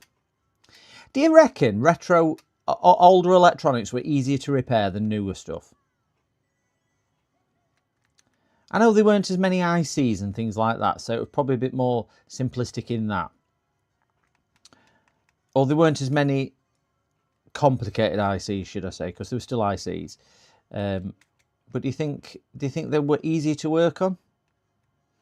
Or easy to repair? Obviously, tracks are generally a lot bigger. Solder points are a lot bigger, so there is that. But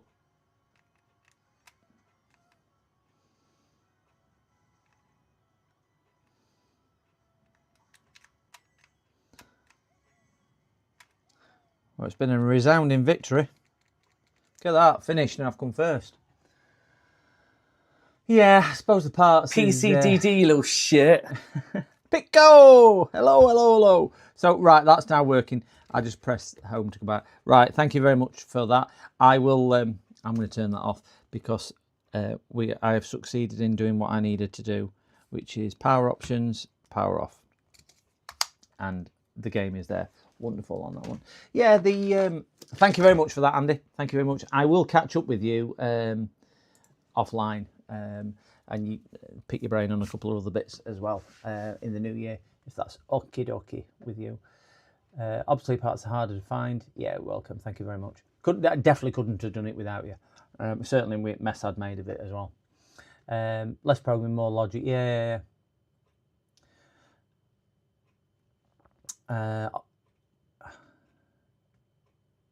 Yeah, that's the thing. One of the streamers that I watch, which is Mendic Mark, is it? Whatever his name is, I can't remember now. But he does a lot of older stuff as well. And when he's pricing some of the chips up, it's crikey, absolute crikey. It's just unbelievably expensive. A lot of stuff with it. But yeah. And if we think about all the stuff that we've used, abused, and thrown away over the years, but it's how long you keep stuff and know whether it's going to come in useful. I had a garage full of old stuff. Absolute, yeah. Did you ever watch Ralph Bacon? Never even heard of that. What is it? Is it a cooking show or something else?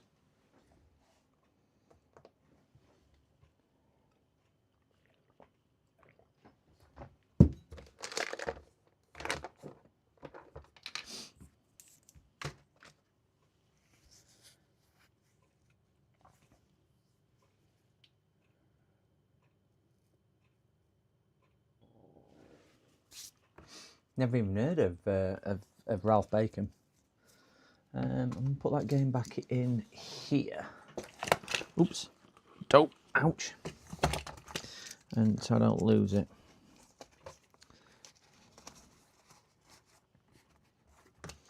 Put that back in there as well.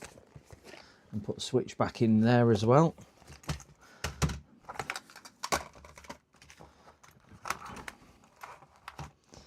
She will be over the moon. To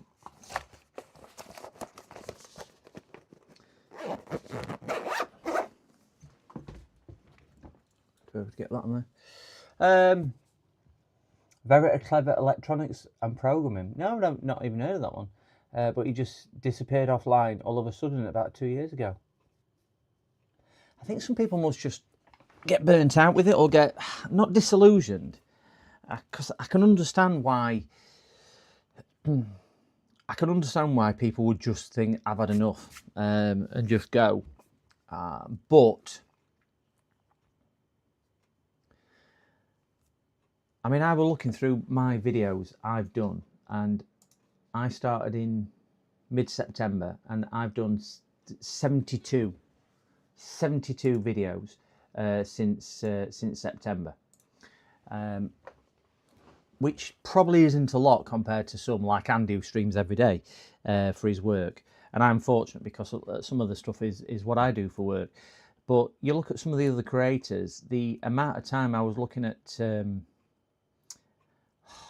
Vince, my mate Vince, and he's just done an advent calendar where he's done 23 repairs, and 24th day was just an accumulation of them all. But he made a good point of saying that a 3-hour video will probably take him 9 hours to edit. And when you get to realising it's the editing which actually takes the time but is where the skill is, that's reality. You've got to be your own little production engineer, and it's so hard, which is one of the reasons I like doing live, because you just go live, you don't need to do anything. There's no editing really involved. But it doesn't really grow your channel. But I'm not here to make millions, but it is tiring. Rob Murray Smith, who passed away. Oh dear. Oh dear, oh dear, oh dear. Is that the genius you're referring to, Millard? Is that Milorad? Is that the Rob Murray Smith? Is their content still online, or have they wiped all the content as well? You know, like the Ralph Bacon, is he still?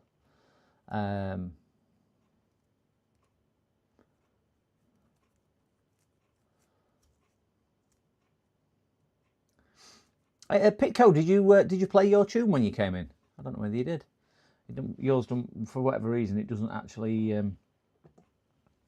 whatchamacallit come through.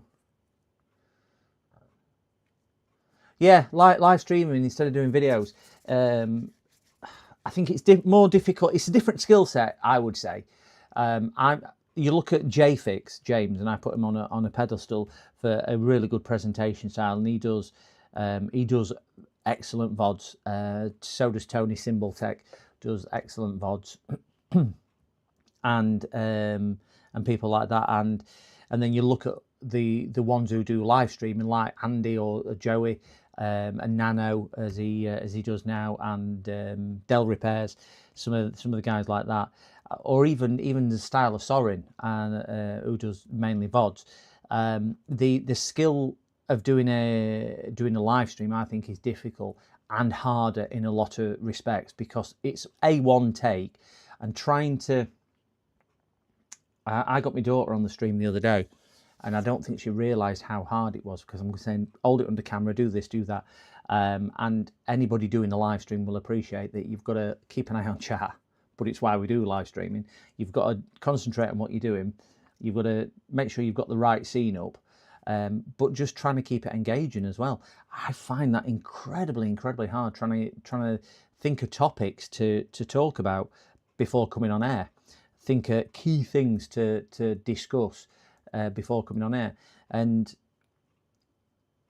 you run out of things to think about, and because we're all not a bottomless pit of a conversation, but trying to find something to engage with. That's why chat is really important. That certainly I read the chat to try and pick something up there, to try and take it down an avenue to keep the engagement, because I know you guys are here to be engaged or to be entertained or to do whatever, and it's for the community rather than just for so much as watching me. So I think that's the hard bit with live streaming, where VODs are where you grow your channel, and you I think VODs probably offer a bigger longevity to an income or to whatever, as long as you've got engaging VODs, that is. Because you're yeah, it is. It's like going down to the pub but sitting at home. Phil, you've hit nail on the head there. You've hit the nail on the head. Thanks, James, for that. That was engaging. It is really, really hard. And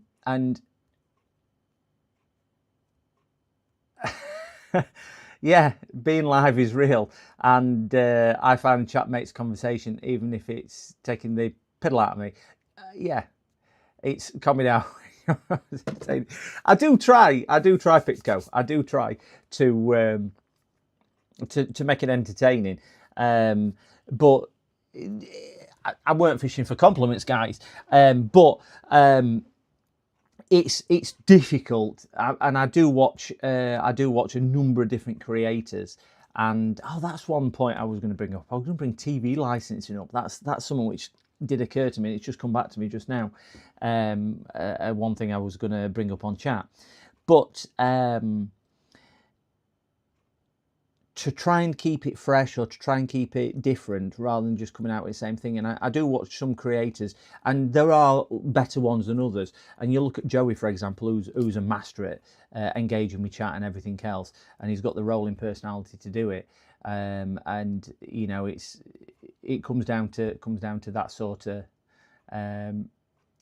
sort of thing. But I can't remember the last time I was down in a pub. If I went to the pub, I go to my monthly quiz night with the running club that I do, and I am really, really quiet and shy. I'm not outspoken. I'm not loud,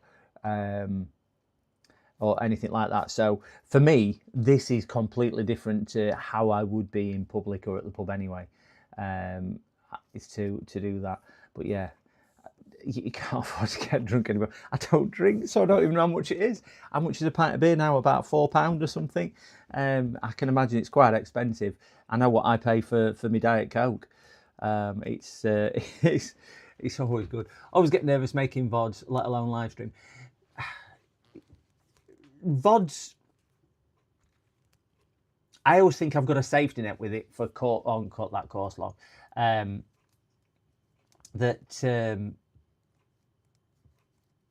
You've got that safety net where you can think, I'll edit it. I tend to do VODs during the day if I'm going to do one, because I've got quite a few VODs, but I tend to do VODs during the day, because what I can do, I can pause it for phone calls or customers and whatnot coming. So that's what I tend to do with that. But then having to spend twice as long editing it, and I'm not world's best editor because I can't really use DaVinci very well. It's something which doesn't interest me. That's the problem with that. I would rather sit here and attempt to do something and get everyone else engaged and whatnot, than maybe putting a VOD up which might get 10 times more views, but for me there's no actual feedback for that, just because it's getting views and likes. To me, and I know we all look at it different, to me, I would rather sit here and have a conversation really with myself, reading a bit of text, because that's what we do for however long, 3 hours 35 minutes, which is what I've been on air, is that I just end up talking to a computer screen, as we all know when we do live. But I do enjoy doing live streaming. Let's have a look. I've not used it yet. Oh, that's the soldering iron, what Pitco one. I always get nervous. Yeah, do you know what? Close log. You've just got to be yourself. You've got some bits and bobs on there as well. What you've put together.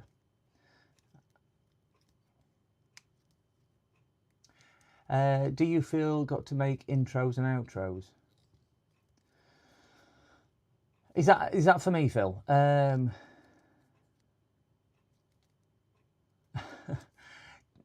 Carthor, just do your own thing. I think.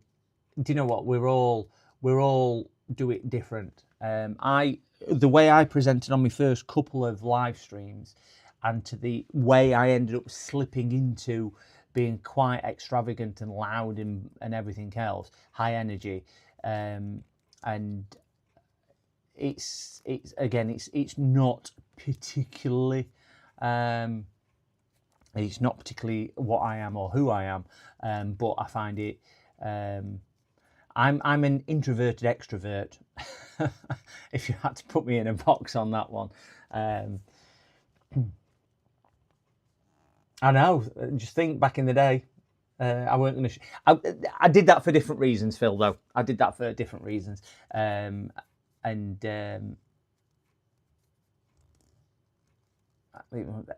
different. I would say, do you know what? Give it a shot. Did I glance at the file? I did. I've sent it on to another couple of creators because they just weren't me in their Pitco. So I did look at the file. I downloaded it and I've sent it on as well. It's just we were just going to get New Year and Christmas out of the way. It seemed very arranged and organised. What you put together there. So yeah, I've sent it on to a couple of other creators who were involved on it all as well. Who actually were a lot more involved than what I was on that side of things. So yeah, I can see that with you, Andy. I can see that with you being a bit introverted and just made you more confident with people, because I think that's what it helps with this as well. I think age is an important thing as well on there, but yeah, I would say anybody who's doing VODs, give a live stream a shot, because the interaction for me is what makes YouTube what it is. It's the community. And do you know what? Do you know, if I look at this as a bit of therapy, bit of social grace, or whatever you want to call it, it's what it is. I can come on here, I can have a chat with people, and we can have a laugh.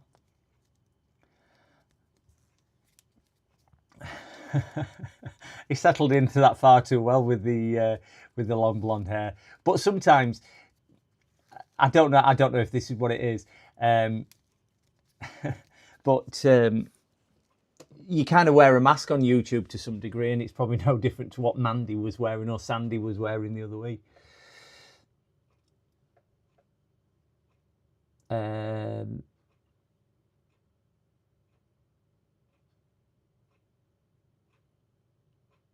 Yeah. Pitco, lots of good things in there. Lots of good things. As I say, it was just a case of, it came the other day, and I know we've all been busy doing Christmas and New Year and family and everything else. So yeah.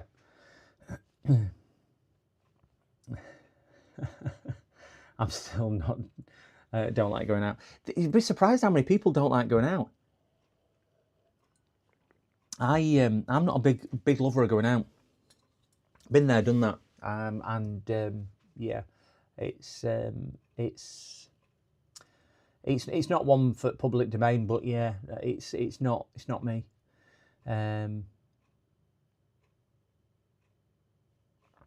That's that James's comment is aimed at Pitco. James, I've sent James the info as well on that one, Pitco. Just a point, and I meant to bring this up on TV license. I don't know if anybody watches the Black Belt Barrister, and he came up on my home screen the other day, and he's had an enforcement letter from a TV license agency, and he's not had a TV license for a number of years because he doesn't watch live TV. Now, I didn't realise, because I watch Netflix, Apple TV, Amazon Prime, and YouTube and Twitch on my TV. Don't get me wrong, I've got a TV aerial plugged into it. I can't remember the last time I watched terrestrial TV. So it is all streaming service. I don't have Sky TV, it's all on demand. Now, for a TV license, to be eligible for not having a TV license, you cannot watch any transmitted broadcast apart from S4C, which is Irish, obviously, I think, or Welsh. So you can't watch any normal terrestrial channels, whether that's Sky or digital. You can't watch any of those. And you cannot watch any live broadcasts, even if it's broadcast on Amazon. So like Amazon, when they broadcast tennis, I think it is, you're not allowed to watch live broadcasts. You can watch VODs as much as you want, but you cannot watch any live broadcasts. So you can't watch anything live or plus ones, because it's classed as live. And I'm just thinking, with that, I probably don't need a TV license. I don't know if anybody has gone down that route. If anybody, I mean, there's not many in chat now, just short of 20. But it was an interesting one to what they'd done, to what he was saying, because he was like, you don't need a TV license, and he's obviously a lawyer. Let's have a look. Need to get a few more creators on board. Yeah, to make the hours do it. We should rope in, chill and relax. Yes, good idea. What have I done now? Use too much hot glue. Just on about roping you in for the next charity stream. It'll be fun. All your friends are doing it. Yeah, there's a lot of good ideas with that one. A lot of good ideas. I think it'll take a lot of planning to get everyone on board. I know how difficult it was just with the 5 of us, just to settle on a date, and then just try and get the technology working behind the scenes for each of us,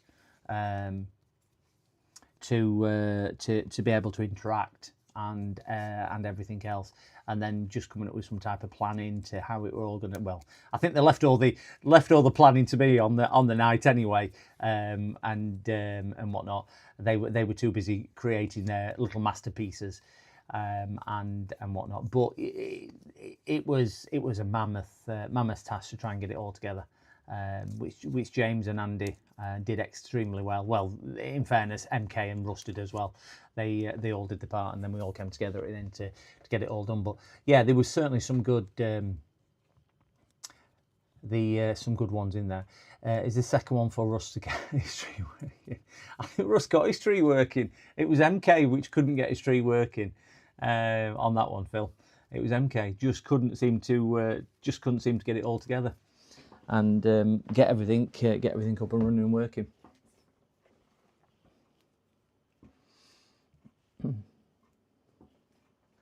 But it would be a good idea to certainly we discussed a couple of bits what you put forward in yours anyway. I will run through that in a second, Close Lug, being in Canada. I will tell you all about it then. Yeah, we'd actually bounced a couple of those ideas. James had put a couple of those ideas forward back when we were deciding what we were going to do as a stream. So it did kind of reiterate to what we were thinking or what James were thinking and putting about, and we'd kind of bounce the ideas about.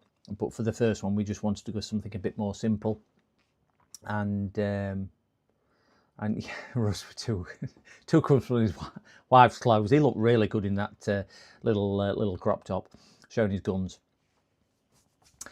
Close Lug, the TV license is a payment you've got to make of £175 per year to be able to watch broadcast TV in the United Kingdom. So that's any type of live television, whether it's coming through the Sky, e.g., the airwaves, receiving it on catch-up services for BBC, ITV, which are the two predominant broadcasters, along with anything on the digital network from Sky Television.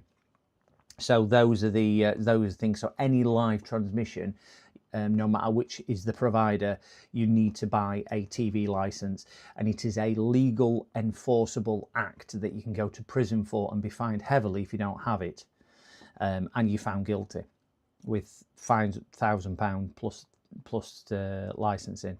So that's more or less what it is. But if you don't watch any live broadcasts, so you just watch Netflix and YouTube in the United Kingdom, you don't need it because they're not under the same caveat. But if you watch Amazon Prime and you watch live tennis, you would then need it, even though it's a catch-up service, if that makes a bit of sense.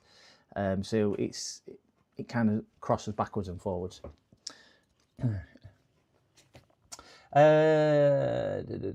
TV licenses, stupid. We had that in Sweden, but it was backed into our taxes.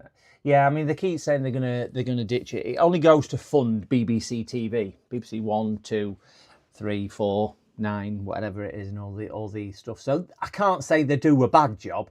It's whether you see your value for your individual circumstances for that. Should they make it advertising? I think that's a debatable one. It used to be so highly regarded, and I think it still is quite highly regarded around the world, the BBC. But you know, we pay £175 a year for the privilege because they get the money. Do the BBC, even though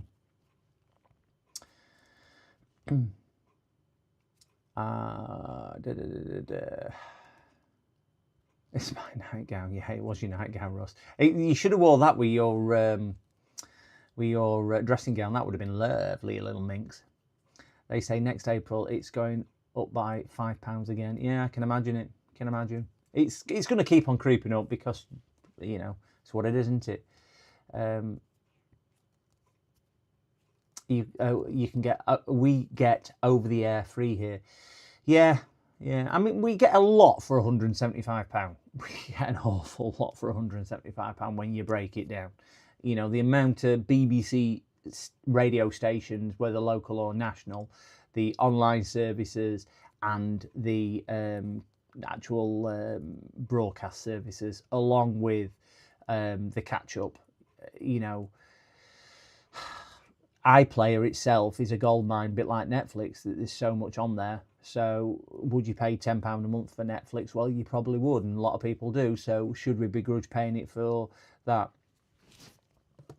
It's a very much, you know, it's a debatable point. I think what a lot of people don't like is it's because it's forced on you in the UK to some degree to do that. Yeah, radio as well, Phil. Yeah, here it is SVT. Yeah, I don't have a TV license as I don't watch TV on the YouTube. Yeah, that was the thing I was going to bring up, because I watched the Black Belt Barrister on YouTube, and he was saying that he'd been given an enforcement notice, or received a letter, and he didn't like the threatening terms in the letter, because he's opted out of the TV license for the last 5 to 6 years. So it was something which I didn't know whether anybody had any experience, but I don't think I probably need one, because I bet if I put terrestrial TV on once or twice a year, there's nothing on there at all what interests me. I cannot remember last time I watched an advert, because I don't watch terrestrial TV. So that's where you get, and I don't have Sky. So yeah, I don't know that. On TV are for Freeview, and the new service is called Freely. But I think it's a way for them to know you need a license once registered. Yeah. There's a legal requirement for anybody selling a television in the United Kingdom to obtain the purchaser's name and address, and that gets fed into the licensing agency, so they can then say you've got a TV, you need to buy a TV license. And even if you don't have that, they then mail the unregistered addresses to say you need a TV license because you've not got one. But they worded in such a way that it is very threatening. Is the letter? It's just what it is, for them to kind of get you over a barrel, and yeah, really justify the way they do it. You do get a reduction if you have a black and white TV, but I think that might have gone now. It used to be a £30 reduction or something if you had a black and white TV. Why you would get a reduction because you're watching the same program in black and white, I don't really know, but you used to get a reduction if you had a black and white TV. You get a reduction if you are blind, but you still do pay because obviously you can hear. And I think you get a reduction when you're on pension, but I don't know about that. When you retire, I'm not 100% on that bit. When I bought my first TV, the license called me up and asked me if it was for me. Yeah, it's something similar in the UK. They write to you, they send you, because it's just mass generated. Yeah, over 75 or 80. They keep putting it up. By the time I probably get to that age, it'll be 102 and nobody will ever make it, will they? That's reality.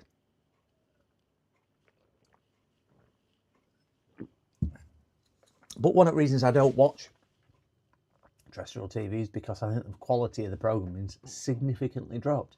I mean, when I was younger, we had 3 channels. TV started at 9 a.m. and on a Saturday morning and didn't come on before 9 a.m. and went off around midnight. We used to get National Anthem playing at Little Spinny Globe, if anybody else remembers that. BBC Two hardly transmitted. There used to be a girl playing noughts and crosses with 2 teddy bears on there, and that was called a test card. Well, it weren't, because they had no programmes to show. So whether TV back then was any better, I don't think it was. But when the mid-80s hit and they got more funding, there was some decent stuff to watch. There was better prominent TV shows, but you know, in the UK, 20 million viewers was a brilliant audience. Now 3 million is a good audience. You know, it's so watered down. But were there only 20 million people watching because they only had 3 channels to choose from, and one of them had a girl playing noughts and crosses on? So, and other 2 just showed kind of the same as each other. So we were either watching them or not watching them. I don't know. But again, we could argue whether it's good, bad, or indifferent. But for me, I think YouTube offers the best value because you can watch whatever niche you want to watch on YouTube and on the internet. Nothing worth watching on TV, even the news. News. I can't remember the last time I watched news. It's just repeated drool is the news, because it was all over, all new. Now everyone wants instant fame. Yeah, they do. There was, what was I on Facebook, and somebody were putting these celebrities which had gone into I'm a Celebrity. I think I knew 2 of them.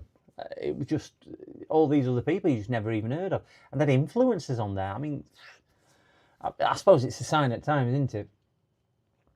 I stopped watching TV in 2006, 2007 when I found out about YouTube. Yeah.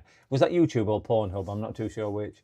Did you ever book a holiday from CFAX? I did. CFAX holidays. I booked a couple from CFAX. One of my first ever holidays I went on without my parents that I booked. And I did that on CFAX because you've got to buy a CFAX holiday because it was really cheap. Really, really cheap.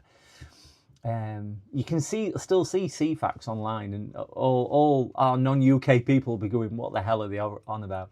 CFAX was, you get more views on YouTube, you do. No problem, Pitco. Yeah, what CFAX is, if anybody's wondering, they used to be on BBC TV. You used to have one called CFAX on independent television, which were ITV. Which were the commercialised one where they had adverts and whatnot for programming. You had one called Oracle, and you used to press a special button on your remote control, and it would bring a text-based info up, a bit like Oracle, yeah, a bit like internet without any pictures. And you had pages 1 to 1 or 999 because it was a 3-digit page allocation, and page 100 was the home page, and on there you could see news and whatnot, and they're trying to make it look, yeah, They tried to make it look interesting, and then it'd say for daily headlines, go to page 200. So you'd have to put 200 into your remote control, which would type it on screen, which would then load it, and it was transmitted through the TV signal. And if your TV was a bit old and knackered, you would get kind of flickering black and white lines across the top or the bottom. I think it came across the top, and that was the data signal, what you could sometimes see on there. But and you also got subtitles as well with that, which was 888, and you had one on Channel 4 called Bamboozle, which was a quiz. I used to enjoy doing Bamboozle with Bamba, the thingy bob. But yeah, it looked like a spectrum. It was of its era, 1980s, I think it was 1980s, 1990s, and it was hard to look at. And some pages, like you could bring TV Guide up. I mean, this, you've got to remember, this is when you used to have to go to the shop to buy a newspaper to find out what were on TV, because you had no other access to it. So you could bring 301, I think it was, on Oracle, that you could bring 300 up, sorry, and that was the TV Guide. And then you press 301 for BBC One, and it'd tell you what we're on. But there was probably 4 pages within that. So let's say it were 9 o'clock at night when you were looking. Page 1 related to 6 o'clock in the morning, so you had to wait for each page to load, and each page would be on a minute to give people a chance to read it. So you couldn't skip the entire pages. So it was a nightmare, and yeah, it was fond memories of days gone by. But would I ever want to go back to it? Probably not. Yeah, gotta wait 20 minutes for page 47 to come round. Yeah, that's what I was just explaining.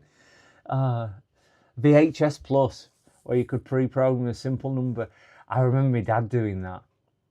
My dad were terrible at recording everything. Back in, I remember getting his first video. And it was VHS, not Betamax, even though apparently Betamax was a better format, just never took off.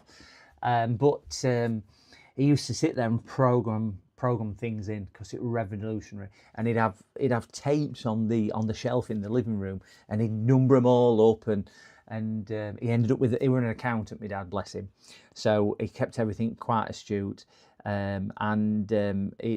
Then we got long play tapes, so you could double a 4-hour cassette into 8 hours, because it did so much at quality. And then Video Plus came out, which transformed his life. And what Video Plus was, again, guys, if you didn't know what it was, I don't know if they had this around the world. Rather than getting your remote control or actually being on all fours in front of video, because it rose on floor or in a TV cabinet, and having to go through and program the day, the time, and everything else like you would with an old-fashioned alarm clock, and then hopefully get it right, and then miss first 10 minutes because you'd set time wrong, or probing before it overrun or whatever, or you'd miss end because of that. You could then just go into your radio times or TV times, which are weekly or bi-weekly TV guides, and instead of having to type the day, time and program you wanted in, it had a 6-digit number. You just typed that in and it recognised it. A bit like a barcode sort of concept. You had a number and it would just pre-program it. So yeah, you've still got your Betamax hooked up. Was Betamax actually better than VHS? I always got told it was. I always got told that Betamax was a better format. I just don't know whether it was. We only ever had VHS. If you ever went to Video Shop, if you remember those as well, again, I remember we used to have a couple where I grew up, and one were a porter cabin, because that's the type of thing that they just put in there, just like a porter cabin. But one were a proper shop, and it'd have rows and aisles of these videotapes. Then it'd have an adult section where kids couldn't go in anyway. But then they'd have a Betamax section. Adult section were bigger than Betamax section. They'd have about 9 tapes, and that were it, because it just were that popular. Yeah, because Sony did Betamax, didn't they? That's who it was. I once used VHS recorder to record audio in stereo. 8 hours recording. Wow. Yeah, because then they brought out. You got stereo. You could, because a lot of the early TV transmissions and videos were obviously mono, weren't they? And when they went on to front loading rather than top loading ones as well, I can remember after that they brought laser discs out, not laser discs. What were they now? It was supposed to take over from tape, and it was like a digital version of a tape, weren't it? I can't remember what they were called. My Betamax just went in the bin because it kept chewing tapes up.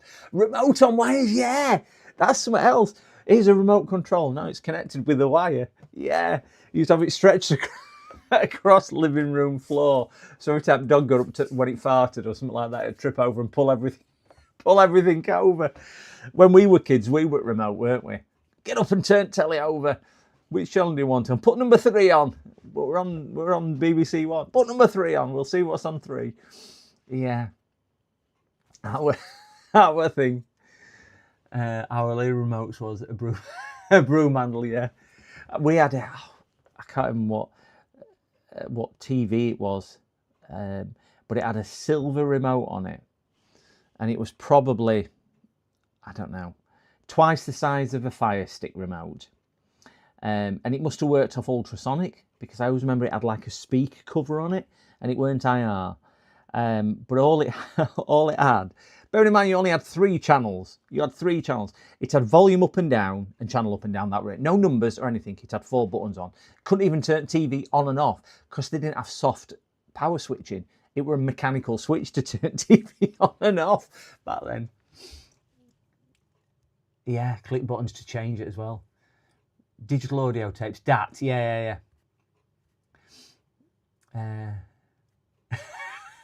I had a portable TV. I had a portable black and white TV, one of the first ones that we actually had it downstairs at one point. It was my granddad's portable TV, and he had it in his living room for a lot of years, and it was beige, probably Bakelite, beige plastic.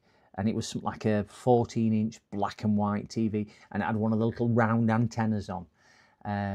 You just hoped you could get it. If you twist it, I remember when I had in my bedroom that I used to be able to get ITV. And if I move the antenna a different direction, I used to be able to pick up a different transmitter. So I'd be able to, I can't remember what it was, Tyne Tees or Welsh or something like that, I don't know. But I used to have to move it around to get different stations, and you just hope there was something different on. It weren't. It was the same thing, just in poorer quality.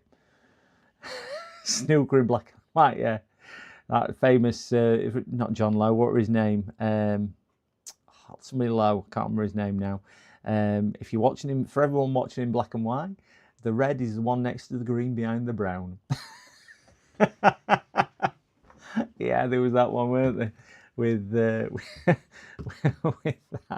But yeah, snooker in black and white. Crikey. Yeah, pot black. I wish they'd bring pot black back, but I suppose there's too many tournaments on nowadays for everyone. Back then there were, 3 tournaments a year. Now there's 3 a month, isn't there? Certainly in places like China. I don't think snooker in this country will ever go back to where it was like it was in the day. With all the players that it had and the characters it had, they're all kind of diluted a little bit now, aren't they? But yeah, snooker in black and white. Then were days when we had it. I had a 50-foot out turn a big dial to tune it, turn the channels. I always wanted. I remember when I was a kid, one of my friends, or the dad. And I'm talking when I was in primary school, so I'm talking late 70s, mid to late 70s. They had a satellite dish in the garden, huge thing. And I remember him upgrading it and putting these 2 great big things on so he could turn dials in his living room, and it moved the satellite dish. And I remember standing watching it, and he'd shout out, "Right, we're going to move it," and it would move. Just by him to a 10-year-old boy, it was just brilliant. It was black magic. It was just oh, wow, he's moving it. And he got a picture on from France. We couldn't understand it because we couldn't speak French. But he got a picture on from France. And he was like, wow, that's brilliant. He's got a motorised dish. Oh, yeah.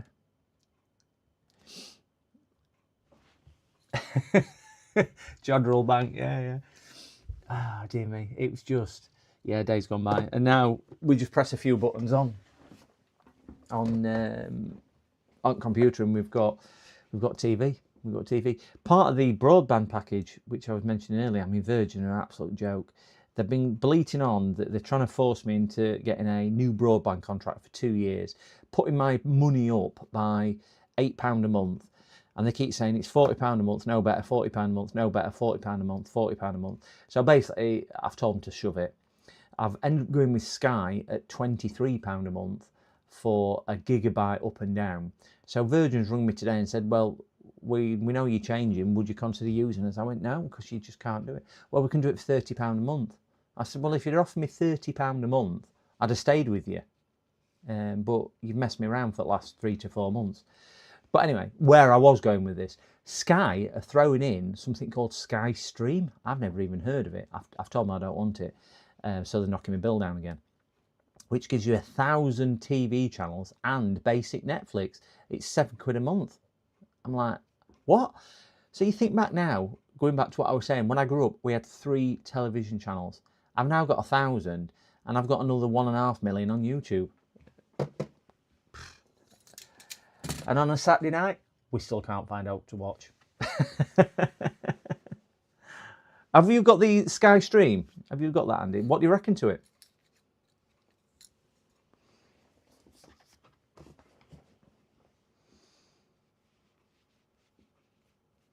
Because I've told them I don't want it because you get one puck, don't you? And then each additional puck are another £40. But I'll need like I'll need 4 pucks. And I'm like, do I really want to be spending, another 80, 90, 100 quid or whatever on some pucks? I don't know. And the only thing I watch is Netflix. So, yeah, I don't know. I've told them I don't want it, but they've offered me it, and I can still go with it because I can't cancel it until it gets turned on, apparently, because they put it on my package. But I just don't know I just do not know whether I'll watch anything on it. So it's all right having it, thinking, oh, look at that, but it depends how much you consume, isn't it? The Sky Stream stuff, I suppose, because it doesn't let you record or pause or anything else. It seems more like an on-demand service, like Sky Go or Now TV or something like that. From how they were describing it, but it will let you watch, a bit like iPlayer. It lets you watch live TV and whatnot. I think the only live thing I watch is Formula One, and that's the only live thing, and I watch that through Formula One app rather than anything else now, because I've got an American subscription for F1 TV, and that you can't have it in the UK. You can't have F1 TV in the UK because Sky's got its rights. So I have a friend who buys it, and I just use the login once I've paid him. So it's a bit crazy that you can get around it like that. You don't need a VPN either.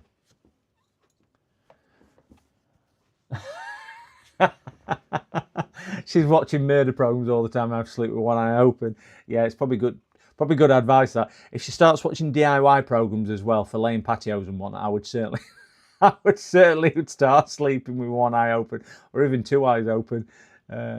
Or she says, I think it's about time we bought some pigs. You definitely know that she's thinking of feeding you to them. We've all seen Lock, Stock and 2 Smoking Barrels. Hey dear. Right, guys. Anyway, it is 11:10. I have been bleating on for another 45 minutes, and me saying I run out of things to say. Look at that. Look at that. We've got 13 people, all with insomnia, who obviously can't sleep, who've tuned in to watch me repair something and just listen to me ramble for some time. So we will call it a night for that one. I'm not going to be streaming now for the next week or so because I've got stuff on with it being New Year and whatnot. So I have an amazing New Year, guys. Whatever you're planning on doing, just be safe and be careful and really enjoy yourself. And I just hope we can all touch base in the New Year sometime. And yeah, just do good. That's all you need to do.